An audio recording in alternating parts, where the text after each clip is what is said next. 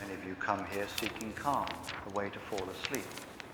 But psychology often speaks deeper, especially Jung's shadow, the hidden self you'd rather not face. Tonight, we'll drift into those darker corners of the psyche. Picture yourself standing before an ancient door, weathered by time, its surface carved with symbols you cannot quite decipher.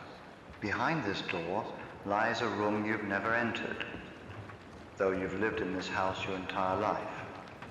The key has always been in your pocket, yet something holds you back from turning the lock. Perhaps it's the faint sound emanating from within, not quite silence, not quite whisper suggesting the presence of something that knows you intimately, though you've never formally met. This door, this room, this presence represents what Carl Jung called the shadow, that aspect of ourselves we've banished to the unconscious, the parts we've deemed unacceptable, embarrassing, or dangerous. The shadow is not evil, though it contains what we consider dark. It is not our enemy, though we treat it as such. It is, quite simply, the repository of everything we've decided we are not, which paradoxically makes it one of the most powerful determinants of who we become. In the grand architecture of human consciousness, we inhabit mostly the well-lit rooms, those aspects of personality we're comfortable displaying to the world and acknowledging to ourselves. These constitute what Jung termed the persona, the mask we wear in social situations, the carefully curated version of self we present for approval and acceptance. But every house has its unexplored corners, its locked chambers, its forgotten storage spaces, where we've placed the things we'd rather not see. The shadow forms early in life, not through any dramatic trauma necessarily, but through the ordinary process of socialization. A child learns quickly which expressions of their nature earn praise and which earn disapproval. The parts that earn disapproval, anger in little girls, perhaps, or tenderness in little boys, don't simply disappear. They retreat into the unconscious, where they continue to exist, to grow, and to influence behavior from behind the scenes. Consider the man who prides himself on his rationality and composure. He's built his identity around being the voice of reason, the one who never loses his temper, the calm presence in every storm. What he doesn't realize is that his abandoned capacity for righteous anger hasn't disappeared. It's taken residence in his shadow. It emerges in passive-aggressive comments, in sudden irritations he can't explain, in moments when he snaps over trivial matters, while remaining unaware of the deeper frustrations that have been accumulating in the darkness of his unconscious. Or consider the woman who has always been praised for her kindness and selflessness. She's built her identity around being the helper, the one who puts others first, the person who never thinks of herself. Her natural capacity for healthy selfishness, for setting boundaries, for saying no when she needs to, these qualities have been exiled to her shadow. They manifest in unconscious resentments, in martyrdom complex, in the way she unconsciously manipulates others through her excessive giving while remaining blind to her own manipulative tendencies. The shadow is not merely personal, it's also collective. Every culture, every society, every group has its collective shadow. Those aspects of human nature that the group has collectively decided to reject or deny. In cultures that prize individualism, dependency needs and tribal loyalties may become shadowed. In cultures that emphasize community, individual ambition and self-assertion might be relegated to the collective unconscious. Jung observed that we tend to project our shadow qualities onto others, particularly onto those we dislike or fear. The qualities we most vehemently condemn in other people often reflect our own disowned aspects. This is why political opponents seem to embody everything we despise, why certain types of people trigger disproportionate emotional reactions in us, why we can become obsessed with the flaws of others while remaining blind to similar patterns in ourselves. The creation of the shadow is not a single event, but a gradual process that begins in earliest childhood and continues throughout life. It starts with the fundamental human need for love and belonging, which every child experiences as a matter of survival. A child will automatically suppress or deny any aspect of their nature that seems to threaten their connection to their caregivers. This process is largely unconscious and often well-intentioned on the part of parents. When a parent says big boys don't cry or good girls don't get angry, they believe they're teaching valuable social lessons. What they're actually doing is helping the child learn which parts of their emotional reality are acceptable and which must be hidden. The unacceptable parts don't disappear, they go underground. The shadow formation accelerates during school years, when children encounter the broader social world with its implicit and explicit rules about acceptable behavior. The class clown learns that his natural exuberance is disruptive. Perhaps he shadows his playfulness and develops an overly serious demeanor. The naturally assertive girl learns that her directness is threatening. She may shadow her power and develop patterns of indirect communication that frustrate her for decades to come. Religious and cultural contexts add additional layers to shadow formation. In communities that emphasize humility, natural confidence, and healthy narcissism may become shadowed. In contexts that stress individual achievement, collaborative instincts, and interdependence might be relegated to the unconscious. The shadow grows thicker with each message about who we should be and, by implication, who we should not be. Educational systems, with their emphasis on correct answers and appropriate behavior, often contribute to shadow formation by rewarding conformity and discouraging the very qualities, creativity, questioning non-conformity that might later prove essential for psychological wholeness and authentic self-expression. Perhaps most significantly, the shadow forms through our encounters with shame.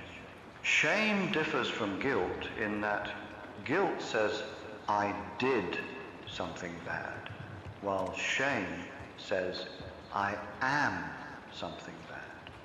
When children experience shame around natural aspects of their being, their sexuality, their aggression, their neediness, their selfishness, these aspects often become core elements of the shadow.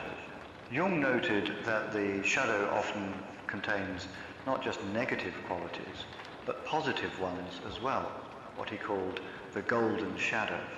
Many people, particularly those raised in dysfunctional families or oppressive environments, shadow their own strength, intelligence, beauty, or creative capacity. They learn to hide their light, to downplay their gifts, to make themselves small in order to avoid threatening others or attracting unwanted attention. The woman who learned early that her intelligence intimidated others may shadow her brilliance, playing dumb to maintain relationships. The man who discovered that his artistic sensitivity was mocked may shadow his creative nature and pursue practical careers that leave him feeling hollow. The child who learned that their exuberance was too much may shadow their natural joy and develop patterns of depression or emotional numbness. As we mature, the shadow continues to grow through our ongoing choices about which aspects of ourselves to embrace and which to deny. Career choices, relationship patterns, lifestyle decisions all contribute to the ongoing process of shadow formation. The lawyer who shadows her rebellious nature, the rebel who shadows his need for security, the caretaker who shadows her autonomy, each choice to emphasize certain qualities inevitably shadows others.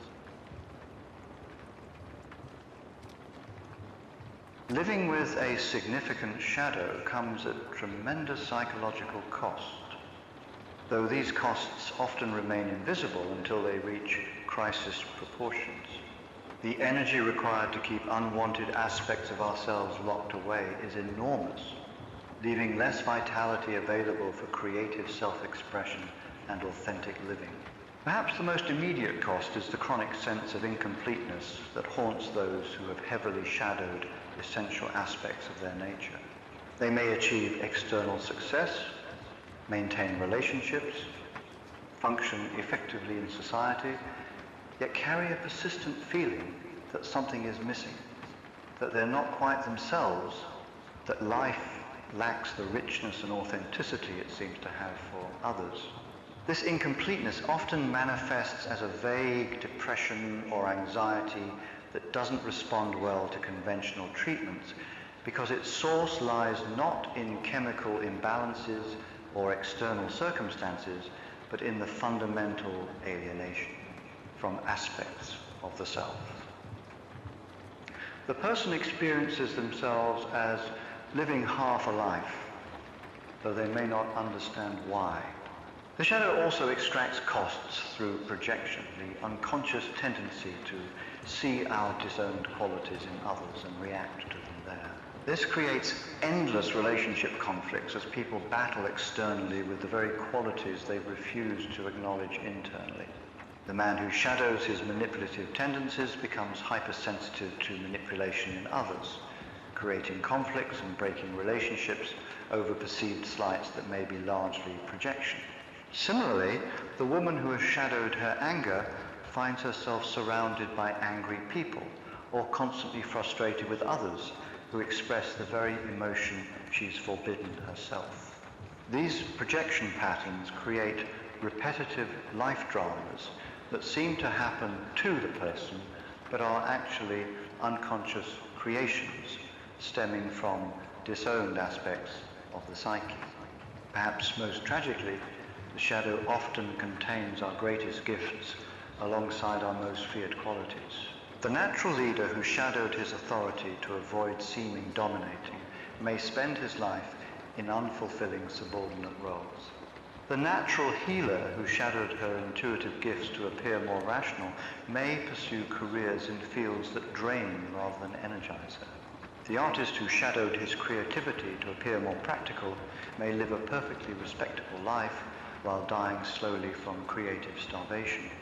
Jung observed that what we resist persists. The more energy we put into keeping something out of consciousness, the more power we give it to influence our lives from the unconscious. The shadowed aspect doesn't remain static. It often grows stronger and more distorted through neglect and denial. The person who shadows their anger may find it erupting in inappropriate ways, road rage, perfectionist demands on others, passive-aggressive behavior that damages relationships. The individual who shadows their neediness may become compulsively self-reliant to the point of isolation, unable to receive help or support even when desperately needed. The one who shadows their sexuality may find it emerging in compulsive or inappropriate ways that create shame and confusion. The shadow also costs us our capacity for genuine intimacy. Authentic connection requires the ability to be seen and known fully, including our difficult aspects. When we've disowned significant parts of ourselves, we cannot bring our whole selves to relationship. Others sense this incompleteness, this holding back, this editing of authentic self-expression, and intimacy suffers accordingly. Many people report feeling fundamentally lonely even within loving relationships. Not because they lack connection with others, but because they lack connection with themselves. How can another person know us fully when we don't know ourselves fully? How can we be truly intimate when we're strangers to significant aspects of our own nature? One of the most common ways the shadow operates in daily life is through projection, the unconscious tendency to see our disowned qualities in others and react to them there rather than recognizing them within ourselves. This psychological mechanism serves a protective function by allowing us to maintain our preferred self-image while still engaging with the rejected aspects of our nature, albeit indirectly. Political polarization offers perhaps the most visible example of mass shadow projection. Each side tends to embody everything the other side has collectively disowned. Conservatives may project their disowned rebelliousness and social flexibility onto liberals, while liberals may project their disowned need for structure and traditional values onto conservatives. Neither side recognizes that what they despise in the other often reflects aspects of human nature they've collectively relegated to the shadows. The intensity of political hatred in contemporary society often exceeds what external circumstances would warrant, suggesting that deeper psychological forces are at work. People aren't just disagreeing about policies. They're unconsciously battling their own disowned nature as reflected in their political opponents. The conservative who explodes with rage at liberal permissiveness may be encountering his own shadowed spontaneity and nonconformity. The liberal who expresses contempt for conservative rigidity may be meeting her own shadowed need for structure and security. In personal relationships, shadow projection creates endless cycles of conflict and misunderstanding. The person who has shadowed their own controlling tendencies becomes hypersensitive to control from others, often perceiving manipulation where none exists, or reacting with disproportionate intensity to normal human attempts at influence. The individual who has disowned their selfishness becomes overly focused on others' self-serving behavior, unable to see their own subtle ways of putting their needs first. Romantic relationships become particularly fertile ground for shadow projection because the intimacy of romantic bonds triggers our deepest vulnerabilities and defenses. We often choose partners who carry aspects of our disowned shadow, then spend years trying to change them, attempting to resolve externally what we refuse to address internally. The man who shadows his emotional vulnerability may consistently choose emotionally expressive partners, then criticize for being too emotional or dramatic. The woman who has disowned her own power may attract controlling partners, then struggle against their dominance while remaining blind to her own subtle forms of control. These relationships become unconscious theaters where shadow material gets played out through the other person rather than integrated within the self. Professional environments provide another common arena for shadow projection. The employee who shadows their own ambition may become resentful of colleagues' success, attributing it to politics or luck rather than recognizing their own disowned drive for achievement. The manager who has disowned their need for approval may become hypercritical of subordinates who seem to seek recognition, unable to see their own more sophisticated strategies for gaining appreciation. Shadow projection also operates in our relationship with groups and institutions. The person who shadows their own need for belonging may become cynical about others' group affiliations, unable to see their own ways of seeking inclusion and identity through opposition to groups. The individual who has disowned their reverence and spiritual longing may become contemptuous of others' religious or spiritual practices while remaining blind to their own unconscious devotions to secular ideologies. Perhaps most subtly, we often project positive shadow qualities, what Jung called the golden shadow, onto others. The person who has shadowed their own creativity may idealize artists while claiming to have no creative capacity themselves. The individual who has disowned their leadership potential may consistently put others on pedestals, attributing to them a natural authority they refuse to recognize within themselves. These positive projections create their own form of suffering through the chronic sense of inadequacy and incompleteness that comes from seeing our best qualities as belonging to others rather than recognizing them as aspects of our own. Nature that simply need development and expression. Celebrity worship often represents collective projection of the golden shadow masses of people, attributing to famous individuals the glamour, creativity, power, or freedom they've disowned within themselves. Rather than inspiring people to develop these qualities internally, celebrity culture often perpetuates the sense that such qualities belong only to special others, not to ordinary individuals who could cultivate their own versions of these gifts. Understanding projection patterns provides a powerful tool for shadow work, because our strongest reactions to others often point directly to our own disowned material.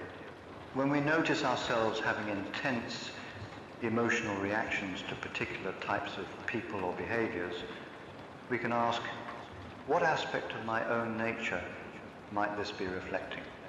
This question doesn't mean that others don't have the qualities we see in them, but it suggests that our emotional intensity often indicates the presence of our own disowned material. The process of shadow integration represents one of the most challenging yet transformative aspects of psychological development. Unlike simple self-improvement, which focuses on adding desired qualities or eliminating unwanted ones, shadow work requires the paradoxical task of embracing what we've spent years rejecting, finding value in what we've considered worthless, and discovering gifts within what we've labeled as problems. This integration process begins with recognition, developing the capacity to notice when shadow material is emerging in our lives. This might occur through dreams that feature disturbing or unfamiliar figures, through projection patterns where we notice ourselves having intense reactions to others, or through those moments when we surprise ourselves by acting in ways that don't align with our conscious self-image. Jung believed that the shadow often first appears in dreams as a figure of the same sex as the dreamer, representing the aspects of personality that consciousness has refused to acknowledge. These shadow figures in dreams are rarely purely evil, but often appear as exaggerated or primitive versions of qualities the dreamer possesses but has not integrated. The overly rational person might dream of wild, impulsive characters. The perpetual people pleaser might encounter selfish or aggressive dream figures. The initial response to shadow recognition is typically resistance, denial, or attempts to resuppress the emerging material.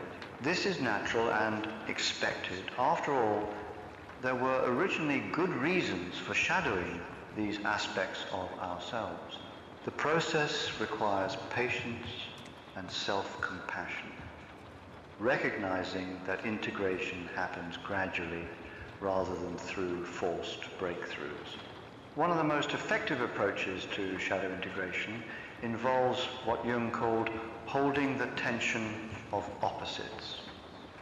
Rather than immediately trying to resolve the contradiction between our conscious self-image, emerging shadow material, we learn to sit with the discomfort of paradox. The person discovering their capacity for cruelty doesn't need to become cruel, but does need to acknowledge this potential within their nature. The individual encountering their neediness doesn't have to become dependent, but must recognize their fundamental human requirement for connection and support. This holding of opposites often reveals the gift hidden within shadow qualities. Anger, when integrated rather than acted out or suppressed, can become healthy assertiveness and clear boundaries. Selfishness can transform into appropriate self-care and the ability to recognize and honor one's legitimate need. Even qualities like manipulation or deceit, when consciously acknowledged, can evolve into sophisticated understanding of human psychology and the ability to influence others ethically. The integration process often requires distinguishing between acknowledging a quality and acting it out destructively. The person integrating their shadow anger doesn't need to start fights, but does need to recognize their capacity for anger and learn to express it constructively. The individual encountering their manipulative tendencies doesn't have to become a manipulator, but can develop greater awareness of influence dynamics in relationships. Creative expression provides one of the most effective vehicles for shadow integration. Writing, painting, music, dance, and other artistic pursuits allow for the safe exploration and expression of disowned aspects of the psyche. The person who has shadowed their darkness might write poetry exploring themes of death, isolation, or despair. The individual who has disowned their power might create art that expresses dominance, authority, or control. These creative expressions provide a container for shadow material, allowing it to be experienced and integrated without necessarily being acted out in relationships or professional situations. Active imagination, a technique Jung developed, involves deliberately engaging with shadow figures through visualization or inner dialogue. This might involve having imaginary conversations with aspects of ourselves we've rejected, asking them what they need, what gifts they bring, and how they might be integrated into conscious life. This process requires treating shadow aspects as inner persons with their own perspectives and needs, rather than as problems to be solved or eliminated. The integration process often reveals that shadow qualities contain not only personal material, but also collective human capacities that every psychologically complete person needs to acknowledge. The capacity for violence, for example, is part of human nature. Integrating this doesn't mean becoming violent, but rather developing the appropriate aggression needed to protect oneself and one's values. The capacity for selfishness is equally universal. Integration involves learning healthy self-regard rather than pathological narcissism. As shadow integration progresses, people often report feeling more authentic, more energetically alive, and paradoxically more capable of genuine goodness. This occurs because conscious acknowledgement of our darker potentials makes our light qualities more authentic and less compensatory. The person who can acknowledge their capacity for cruelty becomes genuinely kind rather than compulsively nice. The individual who can own their selfishness develops the capacity for truly generous giving rather than manipulative helping. Human beings possess a remarkable capacity for self-deception, and nowhere is this more evident than in our relationship with our shadow material. We've developed sophisticated psychological mechanisms that allow us to maintain preferred self-images while remaining blind to contradictory evidence. Understanding these mechanisms is crucial for effective shadow work because they represent the primary obstacles to honest self-examination. Rationalization stands as perhaps the most common form of shadow-related self-deception. This involves creating logical explanations for behaviors or feelings that actually stem from disowned psychological material. The person who shadows their envy might rationalize their criticism of successful others as concern about inequality or observations about unfairness. The individual who has disowned their controlling nature might rationalize their micromanagement as being helpful or ensuring quality. These rationalizations aren't usually conscious lies the person genuinely believes their stated motivation. The self-deception operates at a deeper level, preventing awareness of the actual psychological forces driving the behavior. This is why purely logical approaches to behavioral change often fail. They address the rationalization rather than the underlying shadow material. Displacement represents another common mechanism, where shadow impulses are redirected towards safer targets. The person who cannot acknowledge anger toward their spouse might find themselves furious with customer service representatives, political figures, or other less threatening targets. The individual who has shadowed their competitive instincts might channel them into excessive concern about their children's achievements or passionate involvement in sports teams. Projection, as we've discussed, allows us to see our disowned qualities in others while remaining blind to them within ourselves. This mechanism can become so sophisticated that people develop entire worldviews organized around what they've disowned. The person who shadows their own victim consciousness might develop philosophies focused on personal responsibility and self-reliance, becoming blind to their own subtle ways of casting themselves as victims of circumstances or other people's behaviors. Reaction formation involves developing exaggerated opposite behaviors to defend against acknowledged shadow impulses. The person terrified of their own aggressive impulses might become compulsively peaceful, unable to engage in healthy conflict even when necessary. The individual afraid of their sexual nature might develop puritanical attitudes that cause suffering for themselves and others. These reaction formations often carry a quality of rigidity and excess that distinguishes them from genuinely integrated opposite qualities. Intellectualization allows people to discuss shadow material in abstract or theoretical terms while avoiding the emotional reality of personal ownership. Someone might be fascinated by psychological theories about anger or sexuality while remaining completely disconnected from these forces within their own experience. They can analyze others' shadow material with great sophistication while maintaining blindness to their own. Spiritual bypassing represents a particularly sophisticated form of shadow avoidance, where genuine spiritual insights and practices are used to avoid difficult psychological material. The person might focus exclusively on love, light, and positivity, while using these concepts to avoid engaging with their anger, sexuality, grief, or other challenging emotion. They may develop elaborate spiritual explanations for why they don't need to deal with lower psychological material, not recognizing that this avoidance keeps them trapped in spiritual inflation rather than authentic transcendence. Victim consciousness provides another subtle form of shadow avoidance, where people cast themselves as perpetual victims of others' behaviors, circumstances, or societal conditions. While genuine victimization certainly occurs, chronic victim consciousness often serves to avoid acknowledging one's own power, responsibility, and capacity for causing harm. The eternal victim remains innocent in their own mind, though this innocence comes at the cost of psychological development and authentic empowerment. Perfectionism often masks shadow material by creating standards so high that the person never has to face their ordinary human limitations and flaws.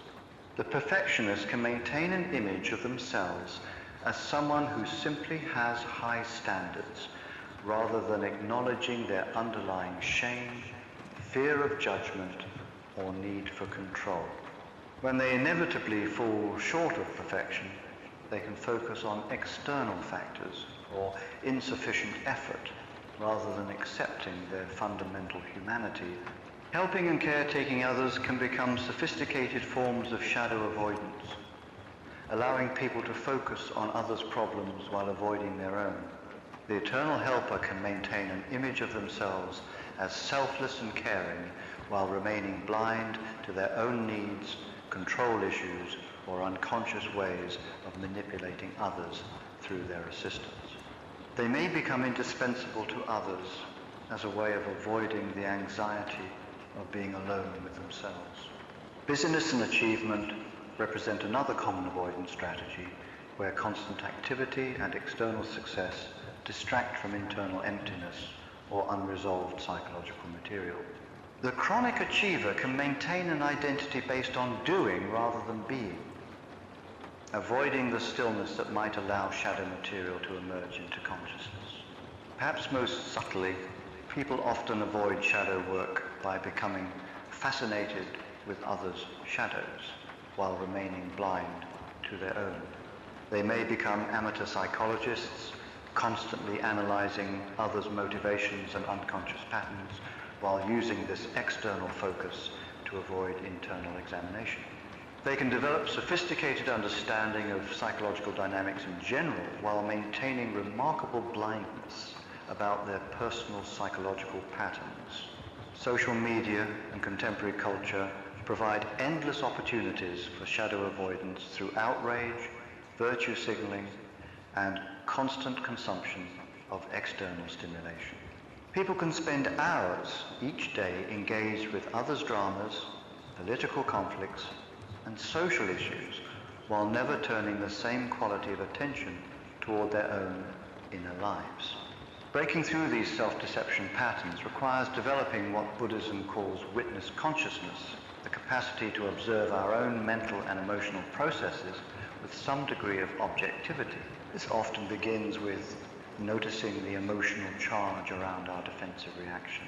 When we become activated, defensive, or emotionally reactive, these responses often point toward shadow material we're protecting against, the gifts hidden in our rejected selves. One of the most counterintuitive aspects of shadow work is the discovery that our most rejected qualities often contain our greatest unrealized gifts. What we've pushed into the darkness frequently includes not only genuinely problematic traits, but also powerful capacities that were shadowed due to environmental circumstances, family dynamics, or cultural conditioning, rather than because they were inherently destructive. Jung referred to this phenomenon as the golden shadow, those positive qualities we've disowned because they were unsafe, unwelcome, or incompatible with our survival strategy within our family or social system. Understanding this concept revolutionizes our approach to shadow work, transforming it from a process of simply managing our dark side to one of reclaiming lost aspects of our essential nature. Consider the person who grew up in a chaotic household where their natural leadership qualities threatened insecure adults. That child may have learned to shadow their authority, their capacity to take charge, their ability to command attention and respect. As adults, they may consistently find themselves in subordinate positions, allowing others to make decisions, deferring to authority figures even when they have better judgment. Their shadowed leadership capacity may emerge only in times of crisis or through unconscious manipulation of others. Reclaiming this golden shadow involves recognizing that their discomfort with authority isn't evidence of natural submissiveness, but rather indicates a powerful leadership capacity that was driven underground for protective reasons. The integration process involves gradually allowing this natural authority to emerge in safe contexts, learning to exercise power responsibly rather than continuing to disown it entirely. Creativity represents another commonly shadowed gift. In families or cultures that prioritize practical achievement over artistic expression, natural creative impulses often become associated with impracticality, self-indulgence, or failure to meet responsibilities. The creative child may learn to shadow this aspect of their nature, developing identities around being practical, reliable, and focused on conventional achievement. These individuals may spend decades in careers that utilize only a fraction of their capacities, feeling vaguely depressed or incomplete without understanding why. Their creativity may emerge in symptoms, compulsive shopping, elaborate fantasy lives, or obsessive hobbies rather than conscious artistic expression. Reclaiming their golden shadow involves recognizing creativity not as a luxury or self-indulgence, but as an essential aspect of their nature that needs expression to maintain psychological health. Intelligence can also become shadowed, particularly in environments where bright children learn that their intellectual capacity threatens others or makes them targets of jealousy or resentment. They may learn to play dumb, to downplay their insights, to defer to others even when they have superior understanding. As adults, They may consistently underestimate their capabilities, avoid challenging situations, or fail to speak up even when they have valuable contributions to make. Sexual energy frequently becomes golden shadow material, especially in cultures or families with restrictive attitudes towards sexuality. Natural, sensual aliveness, passion, and erotic energy may be driven underground, leaving the person feeling cut off from their life force and vitality. This shadowed sexuality often emerges in symptoms like chronic fatigue, difficulty with intimacy, or compulsive behaviors rather than healthy sexual expression. Aggression represents perhaps the most commonly misunderstood golden shadow material. Healthy aggression includes the capacity to set boundaries, to fight for what matters, to compete effectively, and to protect oneself and one's values. In environments where any form of aggression was labeled as bad or dangerous, this essential life force may become shadowed, leaving the person unable to stand up for themselves or to pursue their goals with appropriate intensity. These individuals may find themselves consistently taken advantage of, unable to say no effectively, or chronically frustrated by their inability to make things happen in their lives. Their shadowed aggression may emerge through passive-aggressive behavior, self-destructive patterns, or explosive outbursts when their suppressed anger finally overwhelms their defensive control. Power itself often becomes golden shadow material, particularly for individuals raised with messages about humility, service, and putting others first. Natural confidence, ambition, and desire for influence may be shadowed, leaving the person feeling powerless and dependent on others' approval. They may consistently choose situations where they can remain in subordinate positions, avoiding responsibilities and opportunities that would require them to exercise authority. Even positive qualities like joy, exuberance, and celebratory energy can become shadowed in environments where such expressions were seen as inappropriate, selfish, or threatening to others. The person may learn to suppress their natural happiness, to minimize their successes, to avoid standing out in positive ways. This shadowed joy often contributes to chronic depression or anxiety, as the person has cut themselves off from their natural capacity for happiness and celebration. The process of reclaiming golden shadow material often involves grieving the years or decades spent cut off from essential aspects of our nature. There's often sadness and anger about the opportunities missed, the relationships that might have been deeper, the creative projects that were never attempted, the leadership roles that were avoided due to disowning these capacities. However, there's also tremendous energy and vitality that becomes available when golden shadow material is integrated. People often report feeling more alive, more authentic, and more capable than they felt in years. They may discover talents and interests they never knew they had, or reconnect with passions they abandoned long ago. The integration of golden shadow material often requires healing the original wounds that caused these qualities to be shadowed in the first place. This might involve therapy, inner child work, or other healing modalities that address the early experiences that taught the person to hide their light. It also requires developing the skills and confidence to express these qualities in healthy, constructive ways, rather than in the distorted forms they may have taken while remaining unconscious. Perhaps most importantly, reclaiming golden shadow material involves recognizing that these qualities were never actually absent. They were simply driven underground, where they continued to influence behavior in indirect ways. The person who shadowed their leadership capacity may have been unconsciously controlling others through helplessness or manipulation. The individual who disowned their creativity may have been expressing it through elaborate problem solving or innovative approaches to mundane tasks.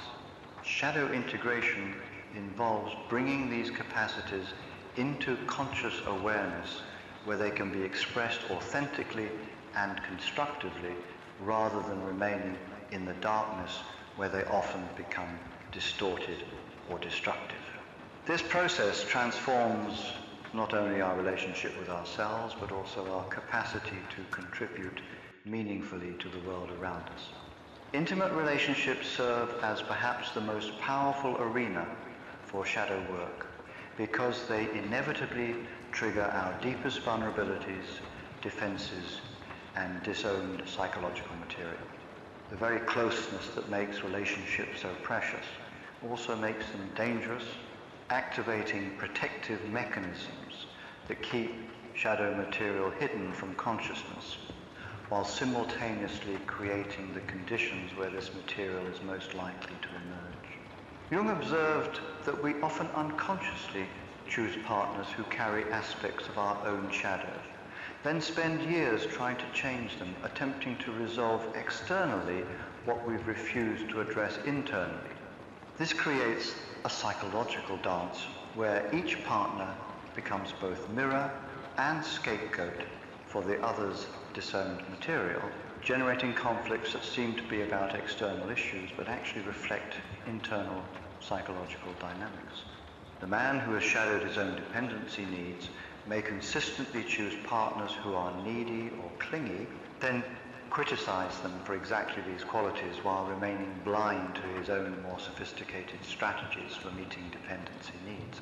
The woman who has disowned her own controlling tendencies may attract domineering partners, then struggle against their control while failing to recognize her own subtle forms of manipulation and power plays.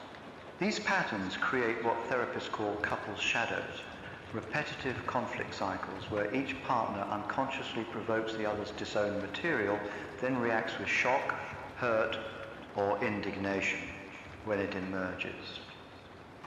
The very quality that triggers our strongest negative reaction in our partner often points directly to our own shadowed material.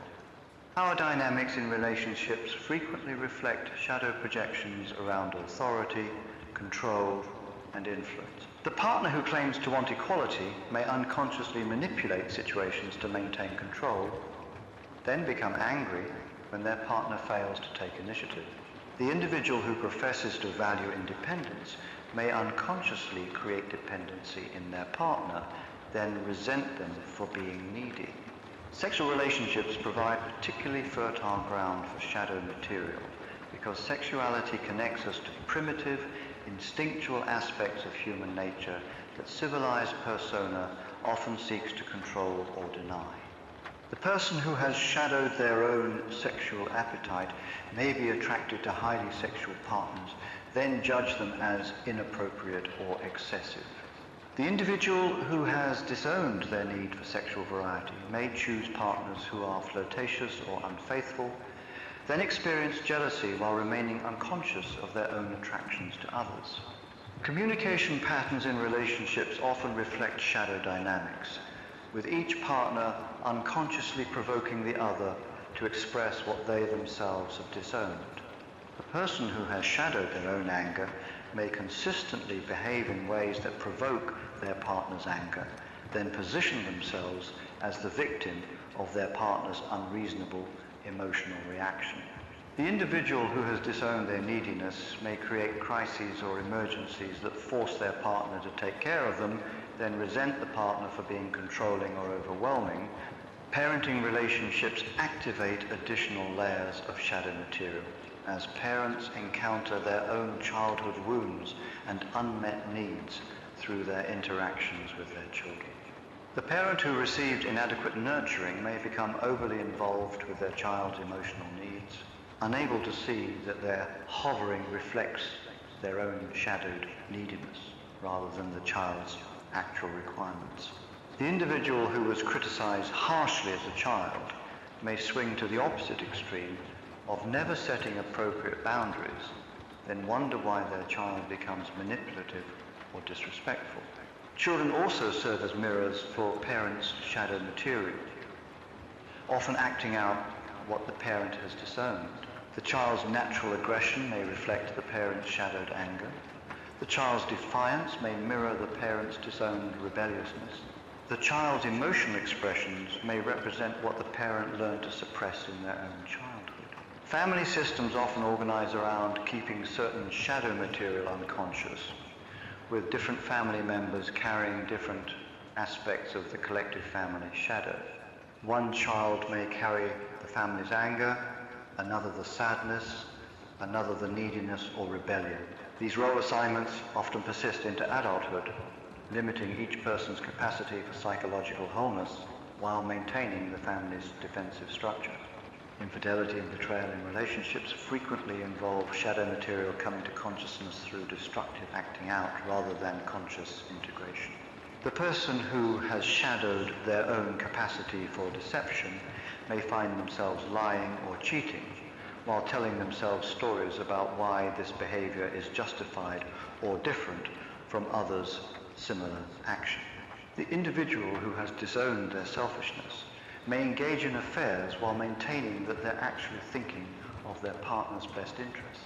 These betrayals, while painful, often force couples to confront shadow material that might otherwise remain unconscious. The crisis of infidelity may reveal each partner's disowned sexuality, their capacity for cruelty, their strategies for avoiding intimacy, or their unconscious ways of maintaining power in the relationship. If both partners are willing to use the crisis for psychological development rather than simply assigning blame, these difficult experiences can actually deepen intimacy by forcing more authentic self-revelation. Conflict resolution in relationships often fails when couples try to solve problems at the content level without addressing the underlying shadow dynamics that create the conflict. The couple who fights repeatedly about money may actually be struggling with shadowed issues around power, security, or self-worth. The partners who battle over parenting decisions may be unconsciously working through their own childhood wounds and unmet needs for nurturing or control. Effective relationship work involves learning to recognize when conflicts are really about shadow material rather than the surface issues they appear to address. This requires developing the capacity to ask questions like, what aspect of my own nature am I seeing reflected in my partner's behavior? Or what am I trying to get my partner to carry for me that I'm unwilling to own myself? The process of using relationships for mutual shadow work transforms conflict from something to be avoided or quickly resolved into opportunities for deeper self-knowledge and more authentic intimacy. Partners learn to support each other's psychological development rather than enabling each other's defensive patterns or unconscious avoidance of difficult material. This shift often requires professional guidance because the emotional intensity of intimate relationships makes it difficult to maintain the objectivity necessary for effective shadow work. Couples therapy that incorporates depth psychological principles can provide a safe container for exploring shadow dynamics while developing healthier patterns of relating. Perhaps most importantly, relationship shadow work reveals that what we often call falling in love frequently involves unconscious recognition of our projected shadow material in the other person. The intense attraction we feel towards certain individuals may reflect their capacity to carry aspects of our own disowned nature. Understanding this dynamic can help us approach romantic attraction with greater consciousness, using it as information about our own psychological development needs rather than simply as guidance about whom to pursue romantically. When both partners in a relationship are committed to conscious shadow work, the relationship itself becomes a vehicle for individuation, Jung's term for the process of becoming whole. Rather than remaining trapped in repetitive patterns that keep both partners unconscious, they can use their interactions to illuminate and integrate previously hidden aspects of their nature, creating not only more authentic intimacy, but also more complete individual psychological development. The cultural shadow, collective unconscious patterns. Just as individuals have personal shadows containing their disowned psychological material, cultures and societies develop collective shadows, those aspects of human nature that the group has collectively decided to reject, deny, or project onto others. Understanding these collective shadow patterns helps explain many seemingly irrational aspects of social behavior, from political polarization to international conflicts to the scapegoating of marginalized groups. Every culture creates ideals about acceptable human behavior, values, and ways of being. These cultural ideals, while serving important social functions, inevitably require the suppression or denial of other equally human qualities. What gets pushed into the cultural shadow varies dramatically across different societies and historical periods, but the psychological mechanism remains consistent. What a culture cannot consciously acknowledge about human nature doesn't disappear, but rather gets projected onto other groups, other nations, or specific individuals who are designated to carry the collective shadow. In contemporary Western culture, we can observe numerous examples of collective shadow dynamics. The cultural emphasis on positivity, success, and individual empowerment has created a collective shadow around failure, depression, aging, and death. These realities of human existence become hidden, stigmatized, or pathologized, rather than integrated as natural aspects of life. The result is a culture that struggles to deal constructively with setbacks, loss, or the ordinary suffering that accompanies human existence. The cultural obsession with youth and physical beauty shadows the natural processes of aging and physical decline, creating a collective neurosis around growing older that manifests in everything from the cosmetic surgery industry to age discrimination in employment, to the warehousing of elderly people in institutions where their reality can be kept out of sight. Rather than integrating the wisdom and acceptance that can come with age, the culture treats aging as a problem to be solved or avoided. Similarly, the cultural emphasis on individual achievement and self-reliance shadows our fundamental human interdependence and need for community. This creates collective blind spots around the ways that success depends on social support, infrastructure, and collective resources, while simultaneously generating shame around normal human needs for help, connection, and belonging. The result is a culture of isolated individuals who struggle with depression and anxiety while telling themselves they should be able to handle everything alone. Religious and spiritual traditions often carry significant collective shadow material. Traditions that emphasize love, forgiveness, and spiritual transcendence may shadow the natural human capacities for anger, justice-seeking, and engagement with material reality. This can create what some call spiritual bypassing on a collective level, where communities use spiritual concepts to avoid dealing with practical issues of power, conflict, and social justice. Conversely, secular cultures that pride themselves on rationality and scientific thinking may shadow the natural human needs for meaning, transcendence, and connection to something greater than oneself. This shadowed spiritual material often emerges in distorted forms, conspiracy theories, political ideologies that function like religions, or addiction to experiences that provide temporary transcendence. Gender roles represent another arena where collective shadow dynamics play out powerfully. Cultures that define masculinity around strength, rationality, and emotional control shadow men's natural needs for vulnerability, emotional expression, and interdependence. This shadowed material often emerges in destructive ways, violence, addiction, or suicide, rather than being consciously integrated. Meanwhile, cultural definitions of femininity that emphasize nurturing, cooperation, and emotional sensitivity may shadow women's natural capacities for aggression, competition, and rational authority. These gendered shadow projections create ongoing conflicts between men and women as each gender unconsciously carries what the other has disowned. Men may project their shadowed emotional sensitivity onto women, then criticize them for being too emotional, while women may project their shadowed aggression onto men, then blame them for being too aggressive. Neither side recognizes that they're battling aspects of human nature that exist within both genders but have been culturally assigned to different groups.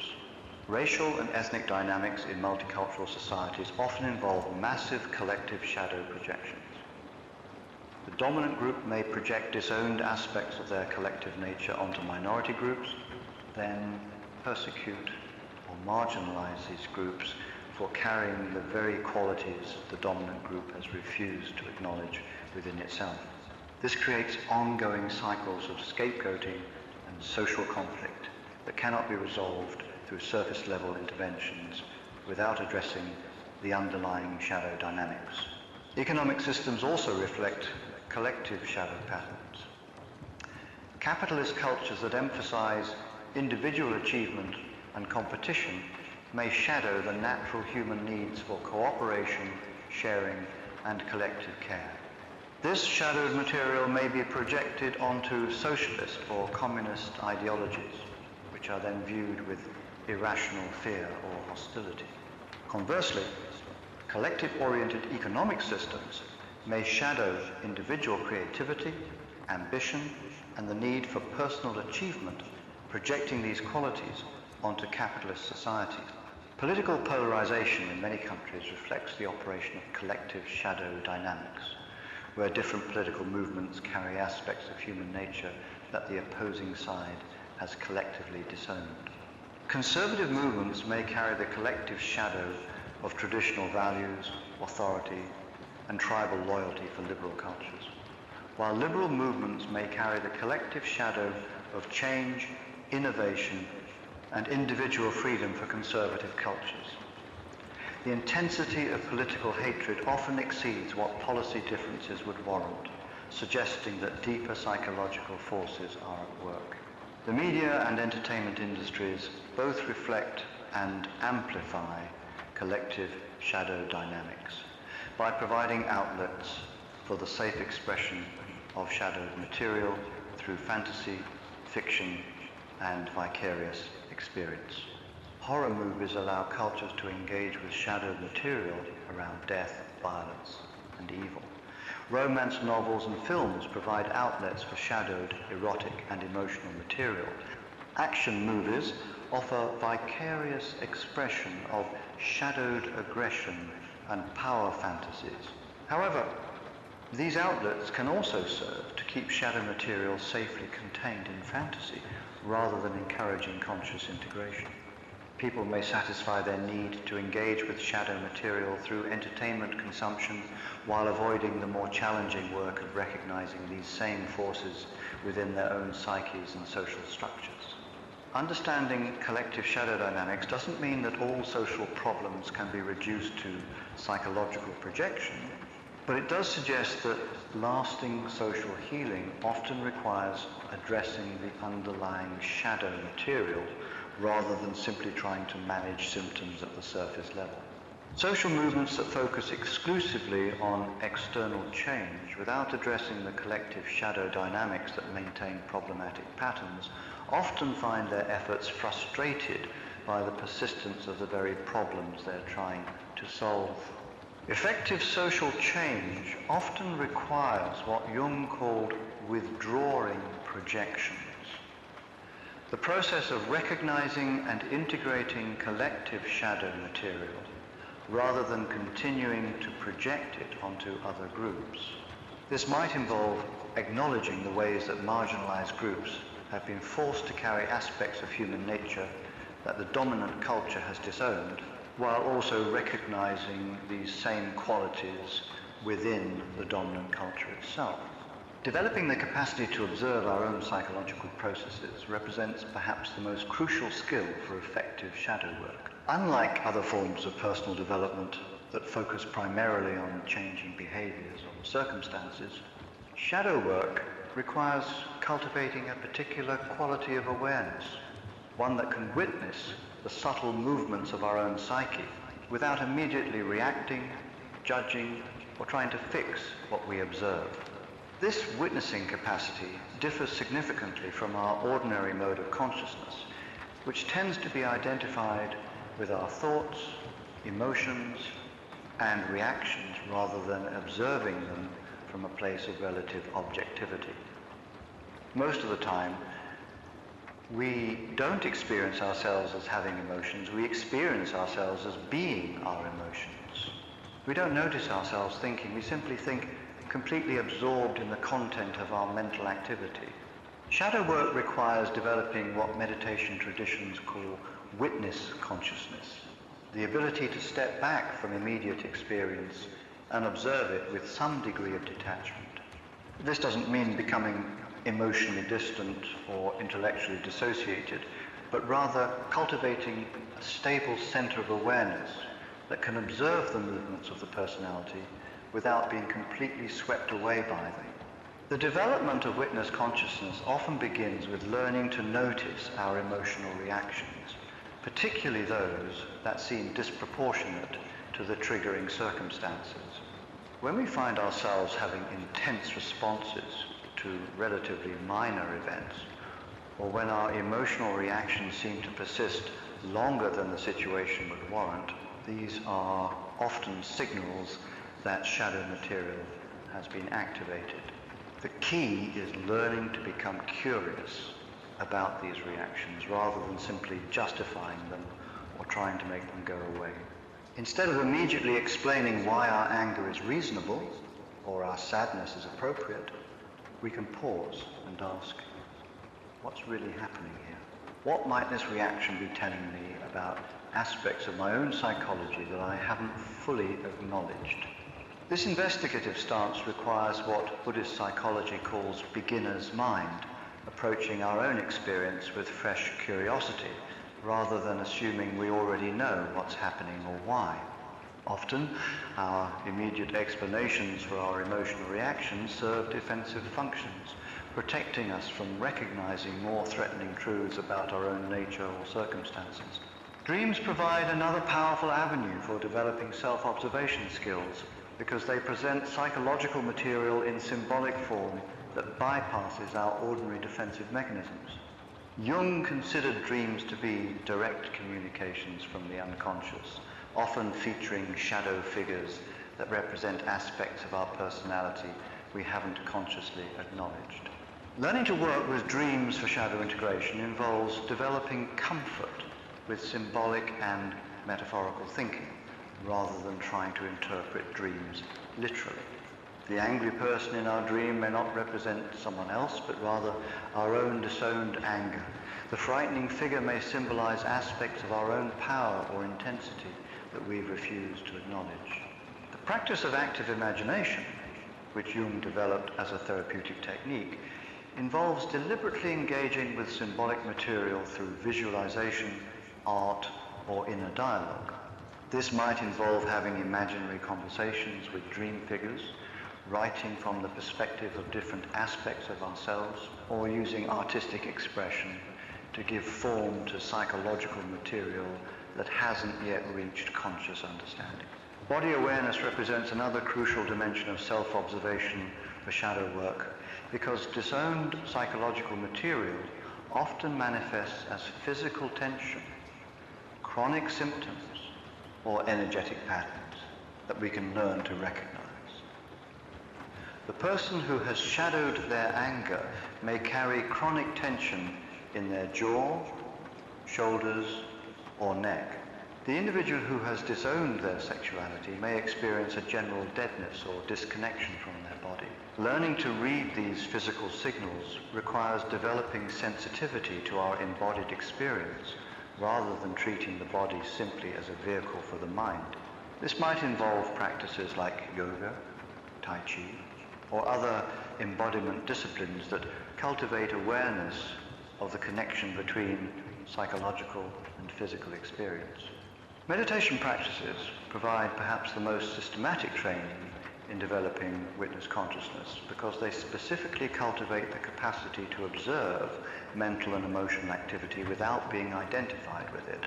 Different meditation traditions approach this training in various ways, but most involve learning to maintain awareness of present moment experience while allowing thoughts and emotions to arise and pass away without resistance or attachment.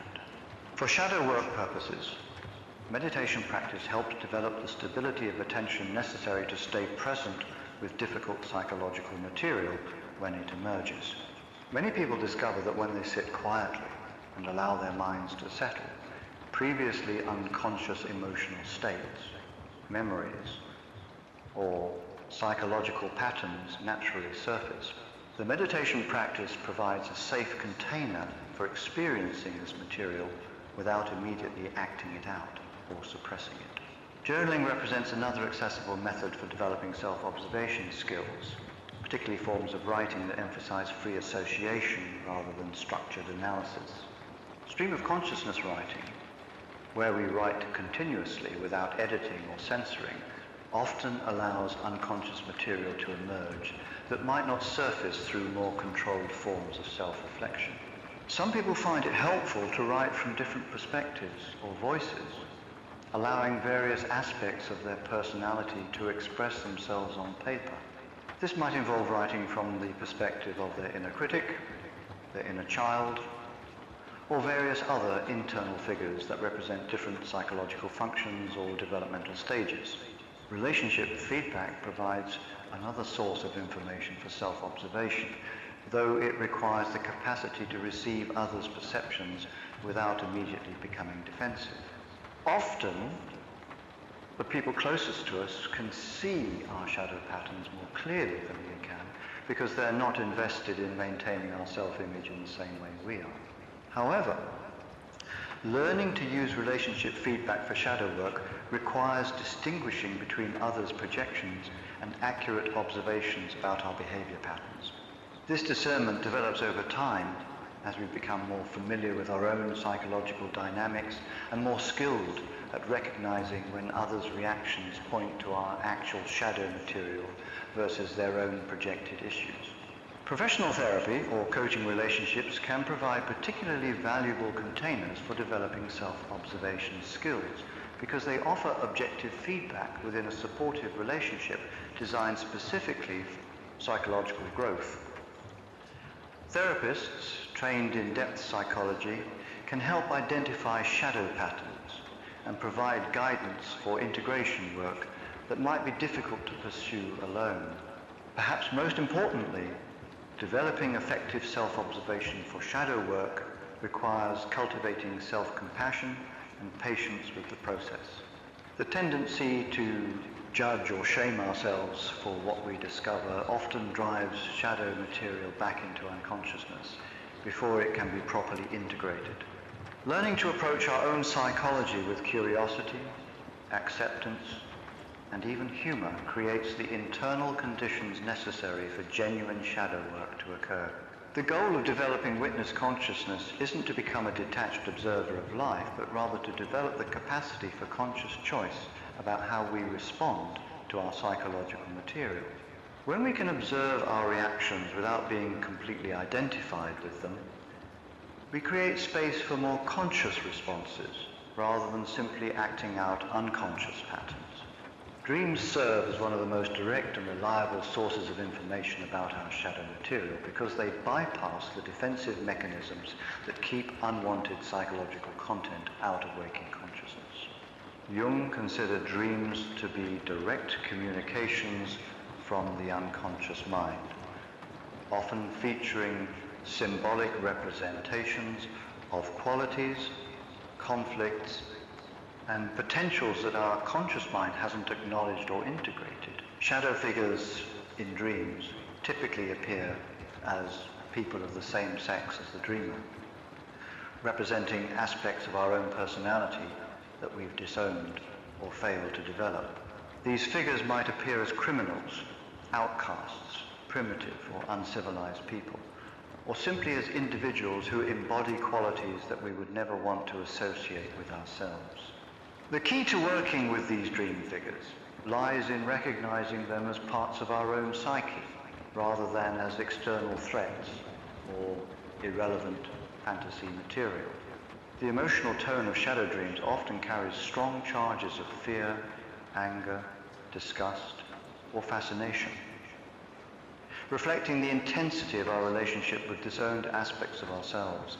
We might dream of being chased by threatening figures, finding ourselves in dangerous situations, or discovering disturbing qualities in people we know. These emotional reactions in the dream often mirror our waking resistance to acknowledging these same qualities within ourselves. Consider the executive who dreams of being pursued by a homeless person through city streets. His initial interpretation might focus on fears about economic security or concerns about urban crime. However, from a shadow perspective, the homeless person might represent his own disowned vulnerability, his fear of failure, or perhaps even a longing for freedom from responsibility that he's never allowed himself to acknowledge. The chase element suggests that this material is trying to get his attention, but that he's actively avoiding it in both his dream and waking life. Or take the example of a woman who dreams of discovering a hidden room in her house filled with wild animals. Her immediate reaction might be fear or concern about chaos invading her orderly life. But the wild animals could represent her own untamed instincts, her natural aggression, or her passionate nature that she's kept locked away in the service of maintaining a civilized persona. The hidden room suggests that these qualities are part of her psychological house, but have been relegated to unconscious territory. Religious or moral authority figures in dreams sometimes represent our own internalized judgment and criticism. What Jung called the superego aspects of the shadow. We might dream of being condemned by priests, judges, or parent figures, reflecting our own harsh self-judgment about aspects of our nature we consider unacceptable. Conversely, we might dream of rebelling against these authority figures, suggesting movement toward integrating previously forbidden aspects of ourselves. Sexual dreams often contain significant shadow material because sexuality connects us to instinctual aspects of human nature that civilized persona often seeks to control or deny. These dreams might involve encounters with inappropriate partners, engagement in sexual activities that we would never consider in waking life, or finding ourselves in sexual situations that violate our conscious values or identity. Rather than dismissing these dreams as mere wish fulfillment or disturbing aberrations, we can explore what aspects of our vital energy, passion, or intimate connection needs they might represent. Dreams of violence, whether as perpetrator or victim, frequently carry shadow material around our relationship with power, aggression, and self-protection. The person who dreams of committing violent acts might be encountering their own capacity for destructive anger that they've never allowed into consciousness. The individual who repeatedly dreams of being attacked might be working with their own victimization patterns or their resistance to acknowledging their own aggressive capacity. Transformation dreams dreamer or dream figures undergo dramatic changes often represent shadow integration processes that are occurring at unconscious levels. These might involve shape-shifting death and rebirth scenarios, or encounters with magical or supernatural elements that suggest the dissolution of ordinary personality boundaries. Such dreams can be both terrifying and exhilarating, reflecting the fundamental reorganization of identity that accompanies deep shadow work. Working with shadow dreams requires developing comfort with symbolic rather than literal interpretation. The murderer in our dream rarely represents an actual desire to kill someone, but might symbolize our capacity to kill off relationships, opportunities, or aspects of ourselves that no longer serve us. The thief in our dreams might represent our own tendency to take energy, attention, or resources from others in unconscious ways. Active imagination techniques can be particularly powerful for working with shadow dream material. This might involve returning to the dream in a meditative state and engaging in dialogue with the shadow figures, asking them what they want, what they represent, or what they need from us. Often, these imaginary conversations reveal surprising information about our own psychological needs or conflicts. Some people find it helpful to draw, paint, or otherwise artistically express their shadow dream figures, allowing the creative process to reveal additional layers of meaning that might not emerge through verbal analysis alone. The act of giving form to these psychological images often deepens our relationship with the material and can facilitate integration processes. Writing from the perspective of shadow dream figures represents another powerful technique for understanding their psychological function. This might involve writing journal entries as if we were the threatening person in our dream, allowing their voice and perspective to emerge. Often, this process reveals that these frightening figures have important messages or gifts for us, but we've been too afraid to listen. It's important to note that not all disturbing dream content represents personal shadow material. Sometimes dreams process collective cultural material, traumatic experiences, or even physiological processes that don't necessarily point to disowned aspects of our own nature. Discernment develops over time as we become more familiar with our own psychological patterns and the particular ways our unconscious communicates with us. Recurring shadow dreams often indicate material that urgently needs conscious attention.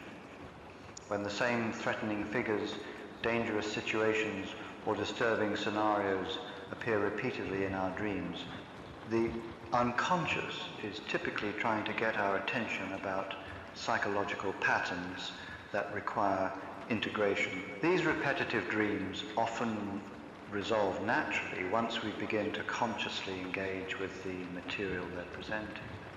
The goal of working with shadow dreams isn't to eliminate the disturbing content, but to develop a more conscious relationship with the psychological forces they represent.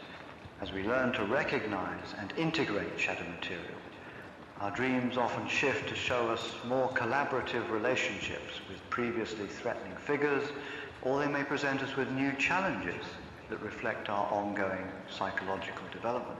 Perhaps most importantly, shadow dream work teaches us to approach all psychological material, even the most disturbing, with curiosity rather than immediate judgment or rejection.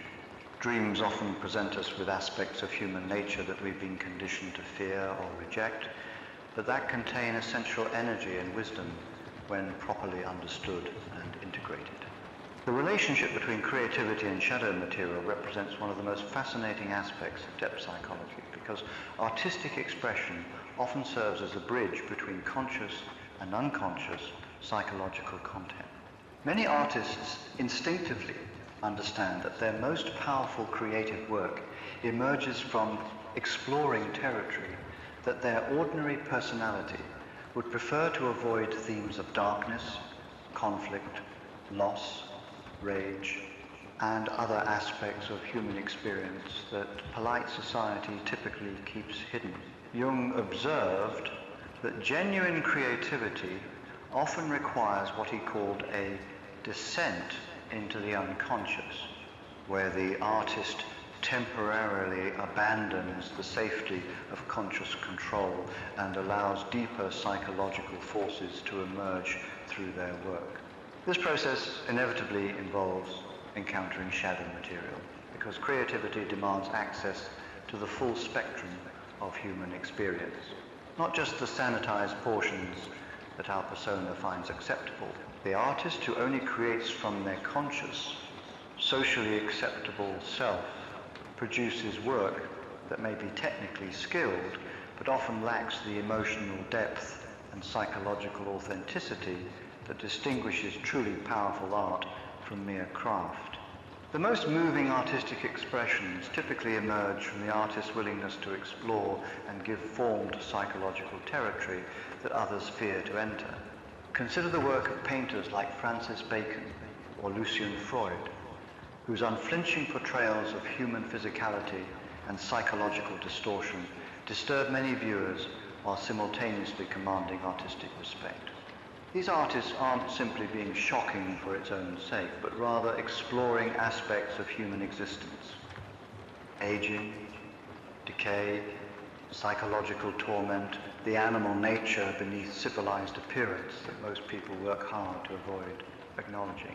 Similarly, writers like Fyodor Dostoevsky, Franz Kafka, or Flannery O'Connor created literature that explores the darker dimensions of human psychology with such penetrating insight that readers often feel simultaneously repelled and fascinated. These authors weren't simply indulging in pessimism, but rather mapping psychological territories that remain largely unexplored in ordinary consciousness. Musicians often access shadow material through the emotional intensity and primitive rhythms that connect to instinctual layers of human experience. The blues tradition, for example, emerged from the collective shadow of American culture, the experiences of suffering, oppression, and survival that mainstream society preferred to ignore. Rock, punk, and hip-hop genres have similarly served as outlets for cultural shadow material around rebellion, sexuality, violence, and social critique. However, the relationship between creativity and shadow material can become problematic when artists become identified with their shadow rather than using it as source material for creative expression. The tortured artist archetype often represents this dynamic, where creators believe they must remain psychologically fragmented or addicted to maintain access to their creative gifts. This represents a misunderstanding of the creative process that can lead to unnecessary suffering and often ultimately damages rather than serves artistic development. Healthy creative expression involves learning to channel shadow material through artistic forms rather than acting it out destructively in one's personal life. The writer can explore themes of violence, betrayal, or moral ambiguity through their characters without becoming violent or amoral themselves. The musician can express rage, despair, or rebelliousness through their music without allowing these emotions to dominate their personal relationships or life choices. This channeling function of art serves both personal and collective purposes. For the individual artist, creative expression provides a safe container for experiencing and integrating psychological material that might otherwise remain unconscious or emerge in symptoms. The painter who explores themes of death and decay through their work may be processing their own mortality anxieties in a way that enriches rather than diminishes their appreciation for life. For society, art serves as a collective processing mechanism for shadow material that the culture as a whole struggles to integrate. Horror movies allow audiences to safely experience their own capacity for violence and their fascination with death. Romantic literature provides outlets for exploring passion, longing, and erotic material that might be suppressed in daily life. Comedy often works by exposing and making acceptable aspects of human behavior that are usually hidden or shameful. The artist often serves as a kind of cultural shaman, venturing into psychological territories that others fear to explore and bringing back reports from these inner worlds in the form of artistic expression. This function explains why artists are often both celebrated and marginalized by society. Their work provides necessary psychological processing for the collective, while also threatening the comfortable illusions that help most people avoid, confronting difficult truths about human nature. Creative blocks often occur when artists lose access to their shadow material, either through over-identification with their persona or through attempts to create only positive or socially acceptable work. The painter who decides they only want to create beautiful, uplifting art may find their work becoming shallow and formulaic. The writer who avoids exploring conflict, pain, or difficult emotions often produces stories that feel emotionally flat despite technical competence. Conversely, some artists become trapped in repetitive exploration of the same shadow themes without developing or integrating them through their work. The musician who writes only angry songs, the novelist who creates only damaged characters, or the painter who works exclusively with dark imagery may be stuck in identification with shadow material rather than using it for genuine creative development. The most powerful artistic expression often emerges from what Jung called the transcendent function, the creative synthesis that occurs when conscious and unconscious material combine to create something new. This requires the artist to maintain a relationship with their shadow material, while also developing the conscious craft skills necessary to give it appropriate artistic form. Different artistic mediums offer different possibilities for shadow exploration and integration. Visual arts allow for non-verbal expression of psychological states that might be difficult to put into words. Music connects to emotional and instinctual layers of experience that bypass rational thought. Writing enables detailed exploration of complex psychological dynamics and their consequences over time. Dance and theatre allow for embodied expression of psychological material through physical movement and dramatic enactment. The process of creating art from shadow material often involves initial discomfort or resistance as the artist encounters psychological content they've been avoiding. This resistance might manifest as creative blocks, self-criticism, or fears about how others will respond to the work. Learning to work with this resistance rather than being stopped by it represents a crucial skill for accessing the full creative potential that lies within shadow material. Many artists develop ritual practices or creative routines that help them access deeper psychological layers while maintaining enough conscious structure to channel the material constructively. This might involve meditation practices, physical exercises, or environmental changes that support the descent into unconscious territory while preserving the capacity for conscious craftsmanship. Perhaps most importantly, working creatively with shadow material requires developing trust in the creative process itself, the faith that exploring difficult psychological territory through art can lead to integration and healing rather than simply indulgence in darkness. This trust often develops through experience as artists discover that their willingness to face and express their shadow through creative work actually increases their psychological wholeness and capacity for authentic joy rather than diminishing it. The workplace presents unique challenges for shadow integration because professional environments typically require adherence to specific behavioral norms and role expectations that may conflict with authentic self-expression. Most careers demand that we emphasize certain aspects of our personality while suppressing others, often leading to significant shadow formation around the qualities we've learned to hide in order to succeed professionally. The consequences of professional shadow material extend beyond individual psychological health to affect workplace dynamics, leadership effectiveness, and organizational culture. When entire industries or professional cultures collectively shadow certain aspects of human nature, these disowned qualities often emerge in destructive ways that undermine the very goals the profession claims to serve. Consider the healthcare profession, which typically emphasizes compassion, healing, and service to others while shadowing natural human responses to death, suffering, and the limits of medical intervention. Healthcare workers may develop professional personas around being helpful, caring, and emotionally strong while pushing their own feelings of helplessness, grief, or frustration into shadow territory. This shadowed material often emerges as burnout, cynicism, or unconscious resentment toward patients who fail to recover or comply with treatment recommendations. The legal profession frequently requires shadowing emotional sensitivity, uncertainty, and collaborative instincts in favor of aggressive advocacy, certainty, and competitive winning.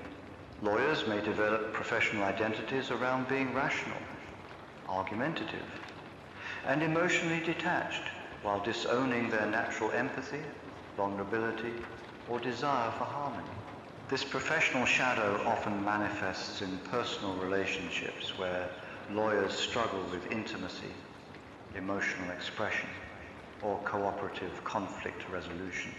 Business and corporate environments often shadow qualities like vulnerability, uncertainty, collaborative leadership, and concern for collective well-being, while emphasizing individual achievement, confident decision-making, and competitive success. Executives may develop professional personas around being decisive, strong, and focused on results while pushing their doubts, need for support, or concerns about the human impact of their decisions into shadow territory. These professional shadow patterns create what organizational psychologists call role strain. The psychological stress that occurs when professional role requirements conflict with authentic self-expression. Over time, this strain often leads to career dissatisfaction, relationship problems, or physical symptoms as the energy required to maintain professional personas becomes unsustainable. The integration of shadow material in professional contexts requires finding ways to honor both role requirements and authentic self-expression without completely abandoning either. This might involve gradually expanding the range of acceptable behavior within professional roles, seeking work environments that allow for greater authenticity, or developing practices that help maintain connection to disowned aspects of personality outside of work. Some professionals discover that integrating previously shadowed qualities actually enhances their effectiveness rather than undermining it. The physician who learns to acknowledge and express their own vulnerability may discover that this authenticity helps patients feel more comfortable sharing important medical information.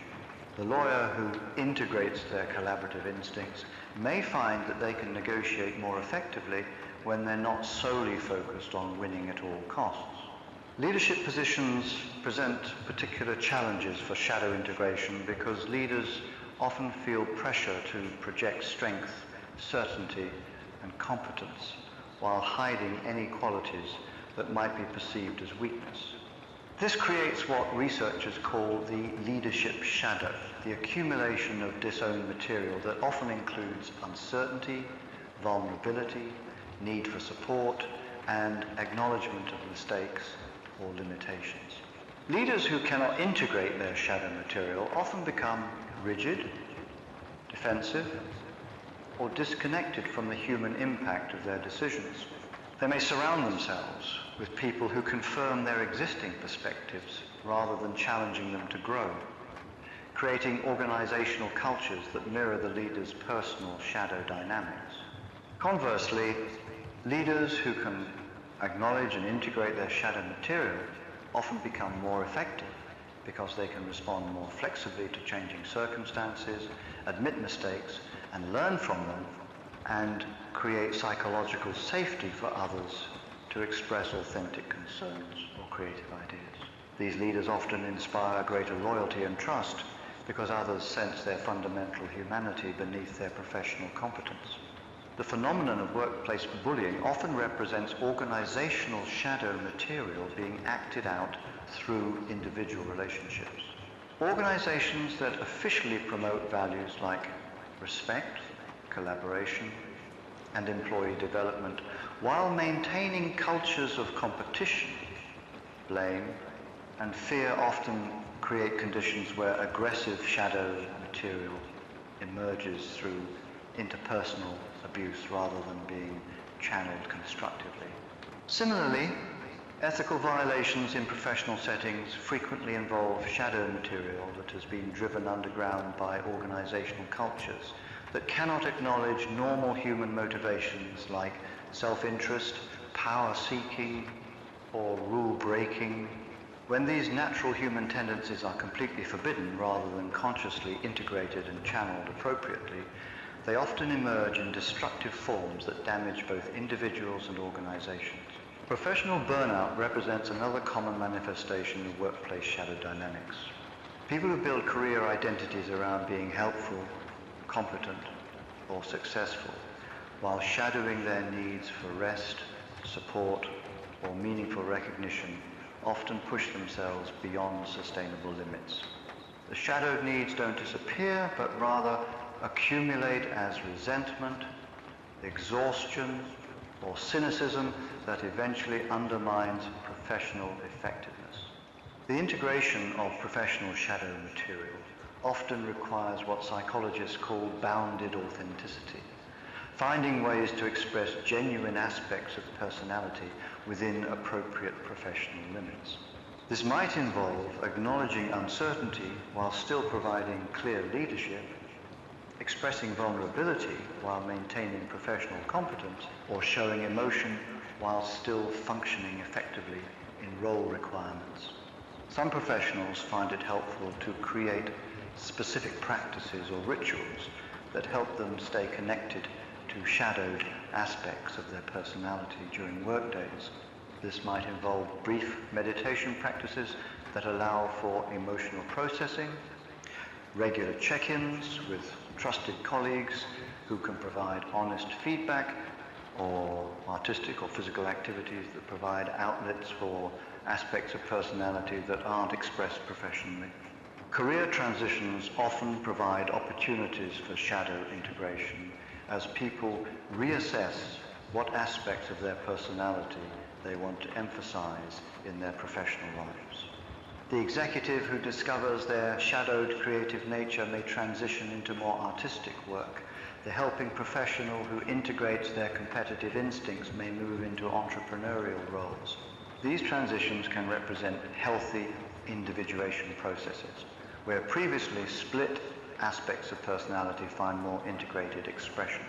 Perhaps most importantly, professional shadow work involves recognizing that all career roles are ultimately personas, useful social masks that serve specific functions but shouldn't be confused with our complete identity.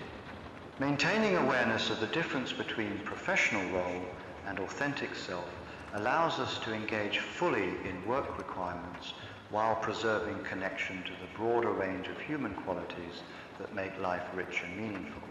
The process of shadow integration ultimately serves a larger purpose than simply resolving psychological problems or improving relationships.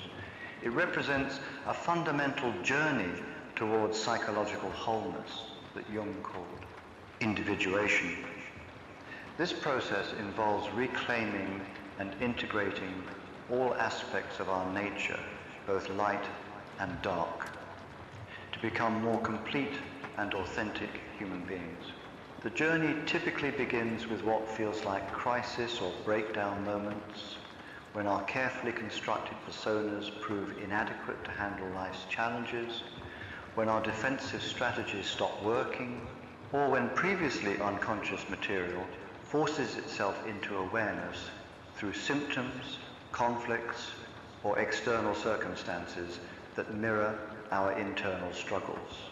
These crisis moments, while painful, often represent the psyche's attempt to restore balance and wholeness. The midlife crisis that forces someone to confront unlived aspects of their personality. The relationship breakdown that reveals unconscious patterns, or the career dissatisfaction that suggests misalignment between authentic nature and role requirements, all can serve as initiations into deeper self-knowledge if approached with curiosity rather than simply as problems to be quickly fixed.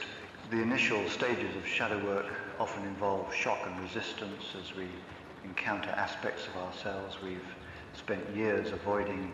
This might manifest as depression when we realize how much of our authentic nature we've abandoned. Anxiety as we face uncertainty about who we really are beneath our personas, or anger as we recognize how our unconscious patterns have sabotaged our relationships or life goals.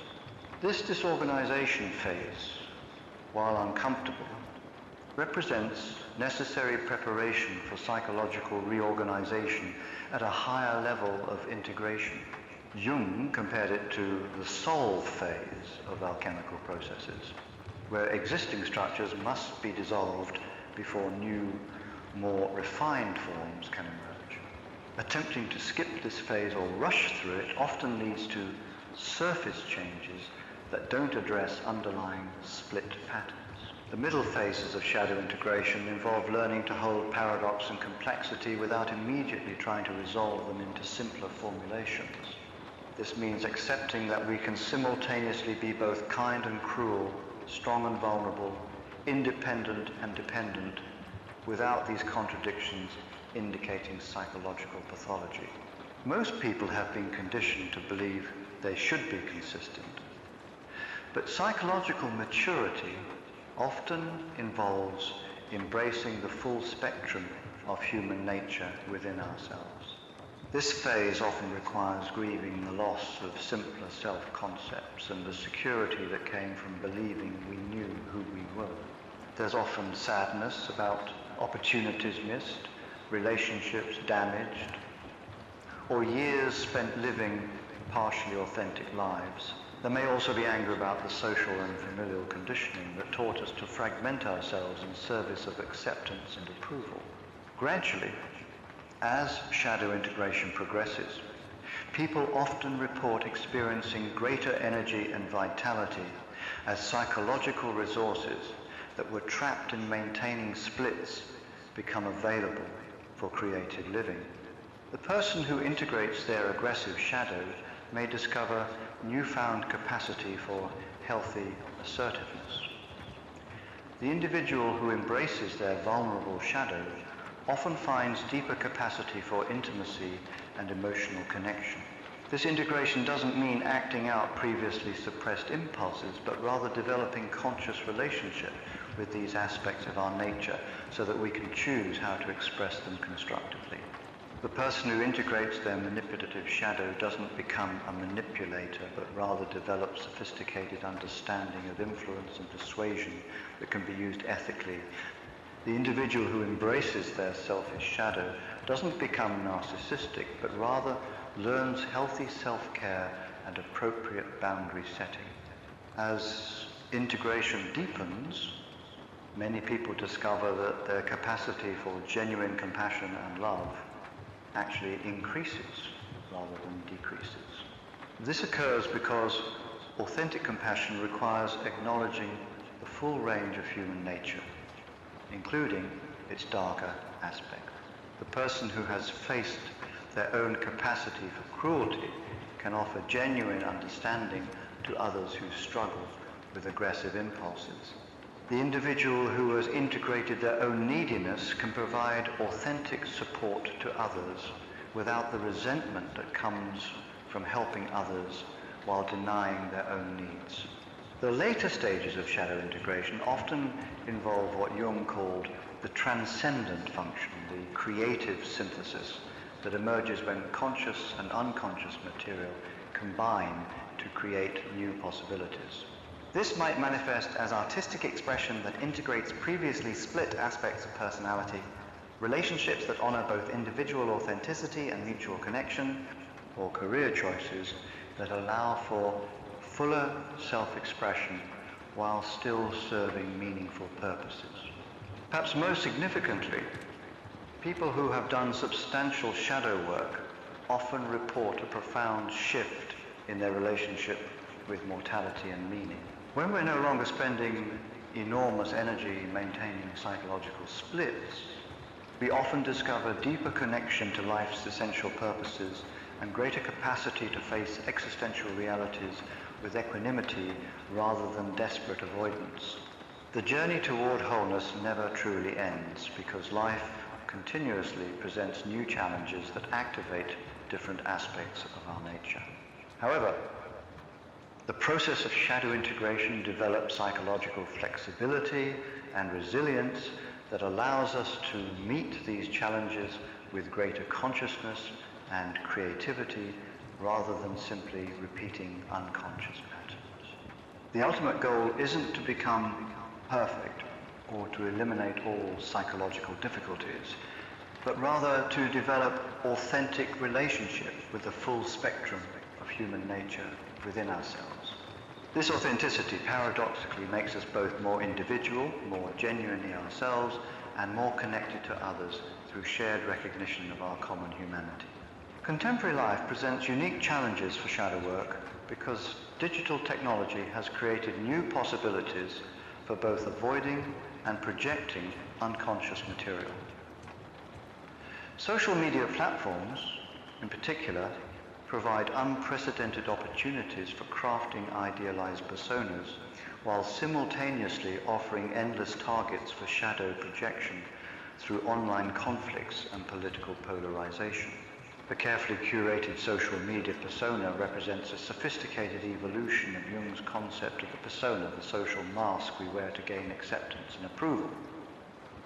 However, digital personas can become more disconnected from authentic experience than ever before because they're constructed primarily from selected images and edited communications rather than face-to-face interactions that include non-verbal information and immediate feedback. This digital persona creation often requires shadowing increasing amounts of authentic experience. The person who posts only happy, successful moments while struggling with depression, anxiety, or relationship problems creates a persona shadow split that becomes increasingly difficult to maintain. The energy required to keep authentic experience hidden while maintaining digital image often contributes to what researchers call social media fatigue or comparison syndrome.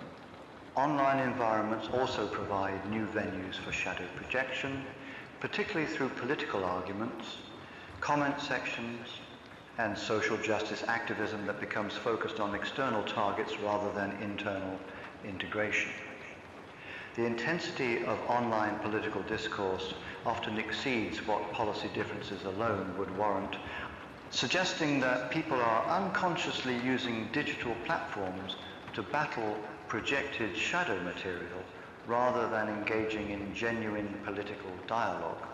The phenomenon of cancel culture often represents collective shadow projection, where groups unconsciously assign individuals to carry unwanted aspects of the collective psyche, then attempt to eliminate these shadow carriers rather than integrating the underlying material. While genuine accountability for harmful behavior is necessary, the emotional intensity and lack of proportionality in many cancellation episodes suggests deeper psychological dynamics at work. Digital technology also enables new forms of addiction and compulsive behavior that can serve shadow avoidance functions. Endless scrolling, binge watching, gaming, or shopping online can provide continuous distraction from internal psychological states that need attention.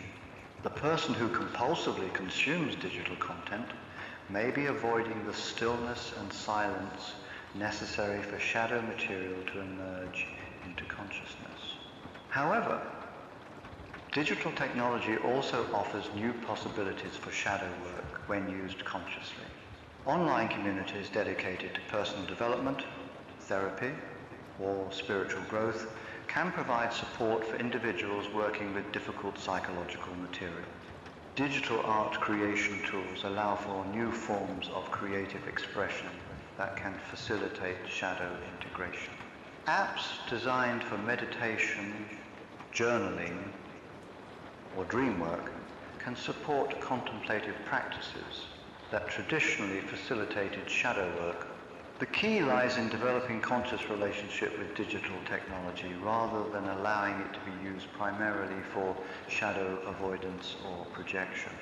This might involve regular digital detoxes that create space for internal awareness, curating social media feeds to include diverse perspectives rather than echo chambers that reinforce existing shadow projections, or using creative digital tools for authentic self-expression rather than persona maintenance.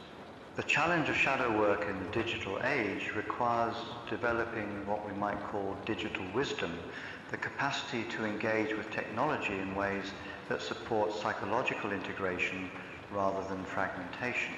This involves recognizing when our online activities are serving authentic purposes versus defensive functions, and making conscious choices about how to engage with digital tools and communities. Understanding shadow dynamics at collective levels becomes increasingly crucial as we face global challenges that require unprecedented cooperation and wisdom. Many of the world's most pressing problems, environmental destruction, systemic inequality, political polarization, and international conflict reflect the operation of collective shadow dynamics that prevent effective solutions. Environmental destruction, for example, often represents the collective shadow of industrial cultures that have defined progress primarily through technological advancement and economic growth, while shadowing humanity's fundamental dependence on natural systems. The shadowed material includes not only our vulnerability to environmental collapse, but also our instinctual knowledge of interconnection with all life form.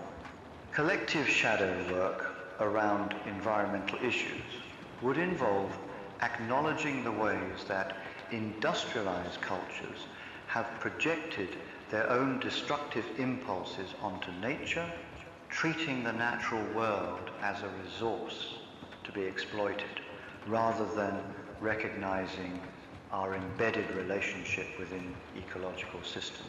This kind of collective integration requires mourning the losses already incurred while taking responsibility for our participation in destructive patterns. Similarly, systemic inequality often reflects collective shadow dynamics where privileged groups project their disowned powerlessness, fear, and vulnerability onto marginalized populations, then maintain systems that keep these shadow carriers in positions where they're forced to embody what the dominant group refuses to acknowledge within itself. Lasting social justice requires not only policy changes but also collective shadow work that addresses these underlying projection dynamics. Political polarization in many countries represents the operation of collective shadow dynamics where different political movements unconsciously carry aspects of human nature that the opposing side has collectively disowned.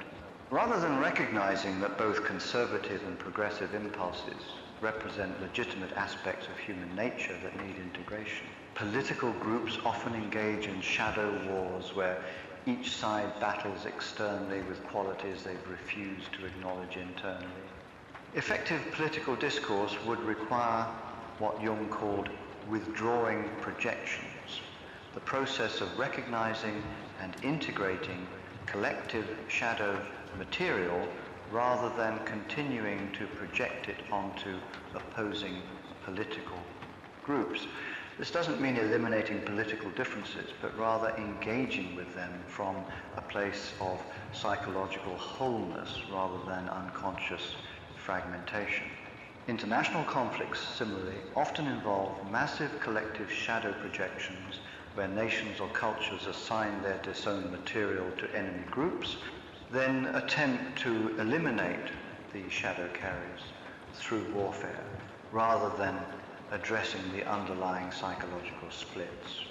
The axis of evil rhetoric that characterizes many international conflicts reflects this dynamic, where complex political and economic conflicts become simplified into battles between absolute good and evil. Religious conflicts frequently involve collective shadow projections where different faith traditions unconsciously carry aspects of spiritual experience that other groups have disowned.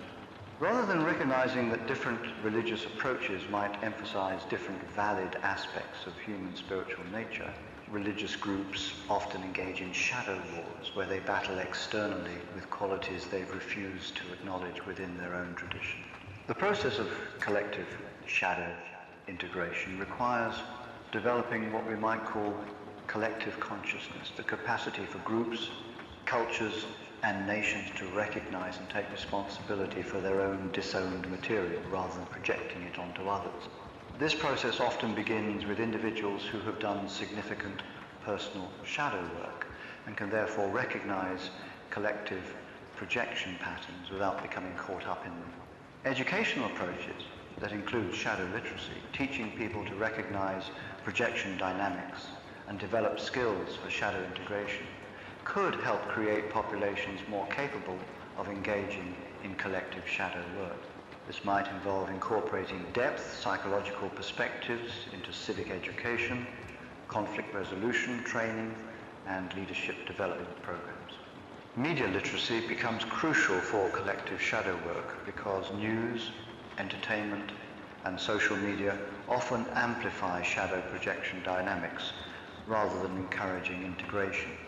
Learning to recognize when media consumption is serving projection functions versus genuine information gathering helps people engage more consciously with collective narratives. Perhaps most importantly, collective shadow work requires developing cultural containers, social institutions, practices, and narratives that can hold collective shadow material for integration rather than projection. This might involve creating new forms of public discourse that encourage complexity and nuance rather than polarization, developing economic systems that account for previously externalized costs, or establishing international institutions capable of addressing global challenges through cooperation rather than competition. The work of collective shadow integration ultimately serves the evolution of human consciousness toward greater wholeness and wisdom. As more individuals and groups learn to recognize and integrate their shadow material, the possibility increases for addressing collective challenges through conscious collaboration rather than unconscious projection and conflict. The body serves as a crucial gateway for shadow work because disowned psychological material often manifests as physical tension, chronic symptoms, energetic blocks, or somatic patterns that can be more easily observed than purely mental phenomena. Unlike the mind, which can engage in elaborate self-deception and rationalization, the body typically provides more direct information about our authentic psychological state. Many people discover that shadow material they've successfully kept out of conscious awareness continues to express itself through physical symptoms, postural patterns, or energetic configurations that can't be intellectually overridden. The person who has shadowed their anger may carry chronic tension in their jaw, shoulders, or neck. The individual who has disowned their sexuality may experience a general deadness or disconnection from their body, particularly in the pelvis and lower torso.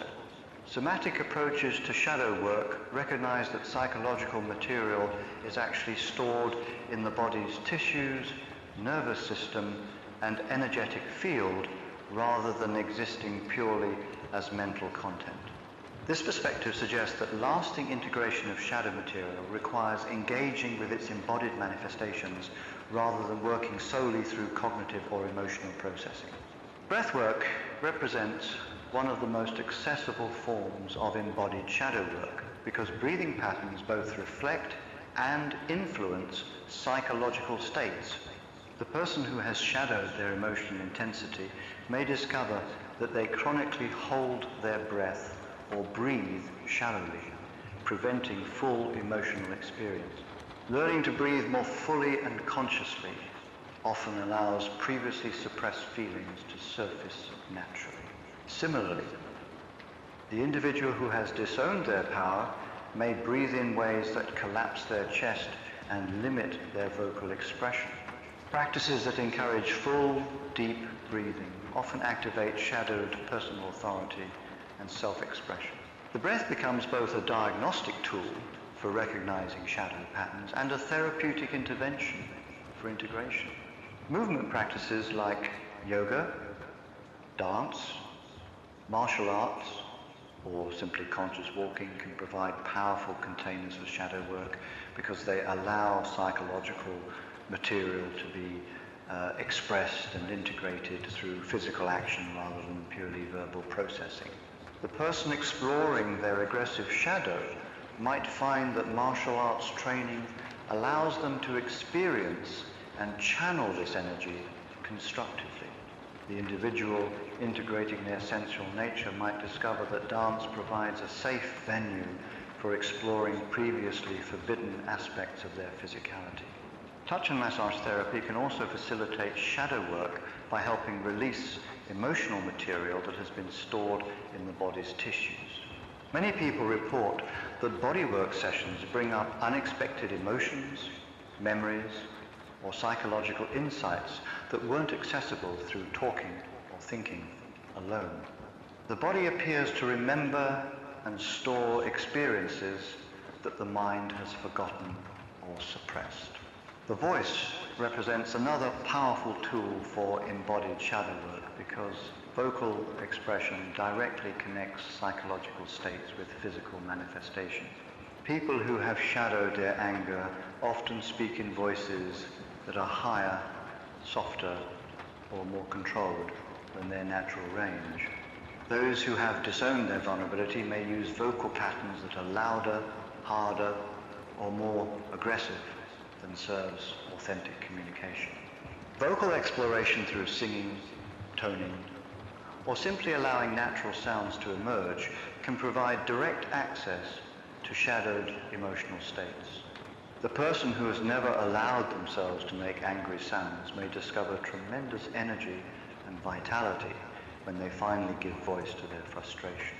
The individual who has shadowed their grief may find that allowing sorrowful sounds opens pathways to healing that purely mental processing couldn't access.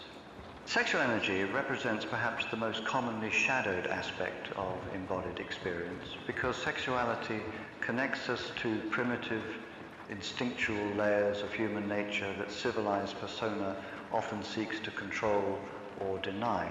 This shadowing often manifests as disconnection from the pelvis and lower body, restricted breathing patterns, chronic tension in the hip flexors and sacrum, or general energetic deadness in the body's core. Integrating sexual shadow material doesn't necessarily involve changing sexual behavior, but rather developing conscious relationship with sexual energy as a fundamental life force that extends far beyond genital sexuality.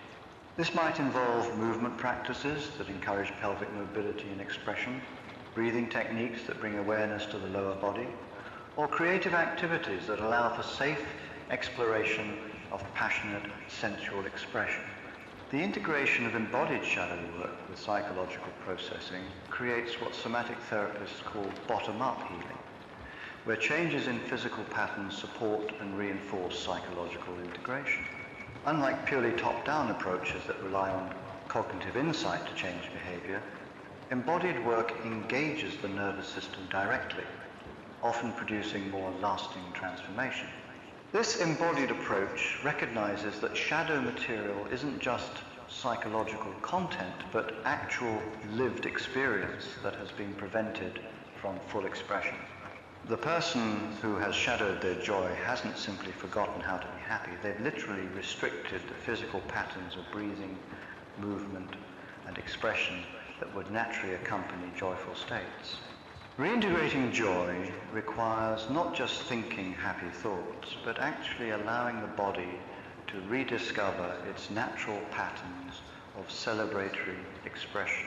Working with embodied shadow material often reveals that psychological symptoms and relationship patterns are maintained by unconscious physical habits that continue to recreate the energetic conditions associated with shadow states.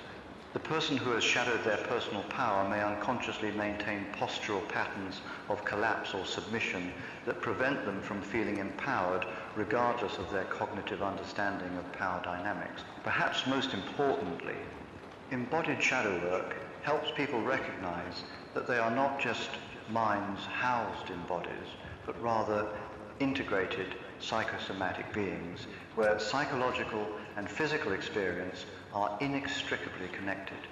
This recognition often brings profound relief to people who have spent years trying to solve psychological problems through mental effort alone, discovering that their bodies hold keys to integration that their minds couldn't access independently. The practice of embodied shadow work requires developing what somatic practitioners call interoception, the capacity to sense and interpret internal bodily signals. This skill allows people to recognize how different psychological states feel in their bodies, providing early warning systems for unconscious patterns and direct feedback about the effectiveness of integration efforts. As we reach the conclusion of this exploration into the depths of the human psyche, it becomes clear that shadow work is not a problem to be solved, but rather a lifelong journey of becoming increasingly whole and authentic. The shadow, far from being our enemy, reveals itself as a repository of unlived life, disowned gifts, and essential human qualities that, when integrated, make us more complete and genuinely alive. The process of shadow integration represents one of the most challenging yet rewarding aspects of psychological development, because it requires us to embrace the very aspects of ourselves we've spent years rejecting. This paradoxical journey asks us to find value in what we've considered worthless, to discover gifts within what we've labeled as problems, and to develop compassion for the aspects of human nature we've been taught to fear or despise. Throughout this exploration, we've seen how shadow material operates in every domain of human experience, from our most intimate relationships to our professional lives, from our individual psychology to collective cultural dynamics, from our mental processes to our embodied experience. The shadow's influence is so pervasive precisely because it represents not aberrant or pathological material, but rather essential aspects of human nature that have been driven underground by the necessary but incomplete process of socialization and persona development. The recognition that our shadow contains not only potentially destructive qualities, but also our greatest unrealized gifts, transforms shadow work from a process of damage control into one of reclaiming lost aspects of our essential nature. The person who integrates their golden shadow, those positive qualities that were shadowed due to environmental circumstances, rather than because they were inherently problematic, often experiences dramatic increases in vitality, creativity, and authentic self-expression. Perhaps most significantly, shadow work reveals that psychological maturity involves learning to hold paradox and complexity without immediately trying to resolve them into simpler formulations. The integrated person can acknowledge their capacity for both kindness and cruelty, strength and vulnerability, independence and interdependence, without these contradictions indicating psychological pathology. This capacity to embrace the full spectrum of human nature within ourselves creates the foundation for both authentic self-acceptance and genuine compassion for others. The journey of shadow integration ultimately serves purposes that extend far beyond individual psychological health. As more people learn to recognize and integrate their own shadow material, the possibility increases for addressing collective challenges through conscious collaboration rather than unconscious projection and conflict. The person who has faced their own capacity for hatred can work more effectively for social justice without being consumed by righteous anger. The individual who has integrated their own need for power can exercise leadership without becoming corrupted by authority. In our contemporary world, facing unprecedented global challenges that require unprecedented cooperation and wisdom, the work of shadow integration becomes not just personally beneficial but collectively essential. Many of our most pressing problems, environmental destruction, systemic inequality, political polarization, and international conflict, reflect the operation of collective shadow dynamics that prevent effective solution. Only by learning to recognize and integrate our disowned material at both personal and collective levels can we hope to address these challenges with the wisdom and cooperation they require. The digital age presents both new challenges and new opportunities for shadow work. While social media and online environments can facilitate shadow avoidance and projection, they also offer new tools for self-exploration, creative expression, and community building around psychological growth. The key lies in developing conscious relationship with technology rather than allowing it to be used primarily for defensive purposes. Throughout this journey, we've emphasized that shadow work is not about eliminating difficult aspects of human nature, but about developing conscious relationship with them so they can be expressed constructively rather than destructively. The goal is not to become perfect, but to become whole, to reclaim all aspects of our nature and learn to channel them in service of life rather than against it. The embodied dimension of shadow work reminds us that we are not just minds housed in bodies, but integrated psychosomatic beings where psychological and physical experience are inextricably connected. The most lasting shadow integration often occurs when we engage not just our cognitive understanding, but our full embodied experience, allowing previously restricted patterns of breathing, movement, and expression to support psychological integration. Dreams continue to provide one of the most reliable sources of information about our shadow material because they bypass the defensive mechanisms that keep unwanted psychological content out of waking consciousness. Learning to work with dream imagery, particularly the disturbing or unfamiliar figures that often represent shadow aspects, provides a direct pathway to unconscious material that might otherwise remain completely hidden. The relationship between creativity and shadow material reveals that authentic artistic expression often requires willingness to explore psychological territory that our ordinary personality would prefer to avoid. The most powerful art frequently emerges from the artist's courage to give form to aspects of human experience that remain largely unexplored in conventional consciousness. This creative expression serves both personal integration functions and collective processing purposes, helping entire cultures work through shadow material that might otherwise remain unconscious. As we conclude this exploration, it's important to acknowledge that shadow work can be challenging and sometimes overwhelming when undertaken alone.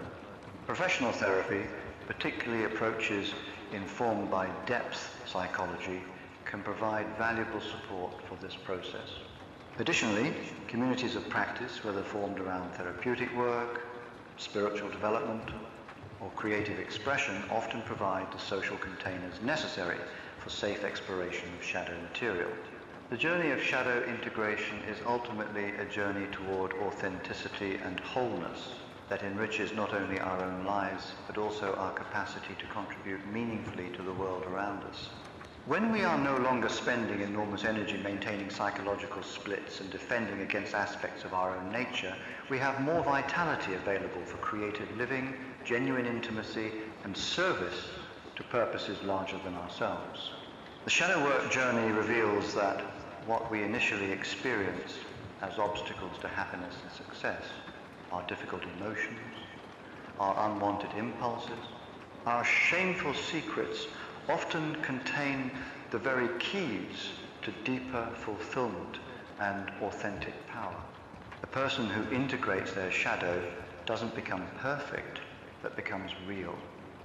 And this realness has a quality that draws others toward authenticity in their own lives. Perhaps the greatest gift of shadow integration is the discovery that we need not be afraid of our own depths. The dark rooms of the psyche that we've spent years avoiding often turn out to contain not monsters but treasures, aspects of our essential nature that were locked away for protection, but that now, in safer circumstances, can finally be reclaimed and integrated into conscious living. The journey never truly ends because life continuously presents new challenges that activate different aspects of our nature. However, the process of shadow integration develops psychological flexibility and resilience that allows us to meet these challenges with greater consciousness and creativity rather than simply repeating unconscious patterns.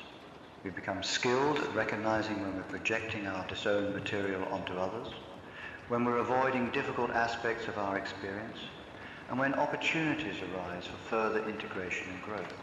In the end, shadow work is revealed to be not separate from spiritual development, but perhaps its most essential component. The journey toward enlightenment or awakening requires facing and integrating all aspects of human nature rather than transcending or bypassing the difficult parts. The light that emerges from conscious integration of our darkness is far more brilliant and sustainable than any illumination that depends on denying or suppressing aspects of our humanity. As you continue your own journey of self-discovery and integration, remember that the shadow is not your enemy, but your unlived life waiting to be reclaimed. The qualities you most judge in others often point toward your own disowned capacities. The emotions you most fear often contain the energy you most need. The aspects of yourself you most want to change often hide the gifts you most need to develop. The path of shadow integration is ultimately a path of coming home to yourself, not to an idealized version of who you think you should be, but to the magnificent, complex, contradictory, and utterly human being that you actually are. In this homecoming lies the possibility not only of personal healing and wholeness, but of contributing to the healing of our fractured world through the simple but profound act of being authentically, courageously, and compassionately human. The ancient door we spoke of at the beginning, weathered by time, its surface carved with symbols we cannot quite decipher, stands open now. The room beyond, once shrouded in mystery and fear, reveals itself to be not a chamber of horrors, but a treasury of lost possibilities, abandoned dreams, and essential aspects of our nature waiting to be welcomed home. The key was always in our pocket. The courage to turn it was always within our grasp. The only question that remains is whether we will step through the doorway into the fullness of who we are. And so we end where we began, with you standing at the threshold no longer of fear, but of infinite possibility. The shadow work journey transforms our relationship not only with our darkness, but with our light, revealing them to be not opposites, but partners in the dance of becoming fully human. In embracing both, we discover the extraordinary within the ordinary, the sacred within the mundane, and the infinite within the finite nature of our beautifully imperfect human lives. May you have the courage to face your shadows, the wisdom to integrate your light, and the compassion to embrace the magnificent complexity of your utterly unique human experience. The journey of becoming whole is the greatest adventure available to any human being.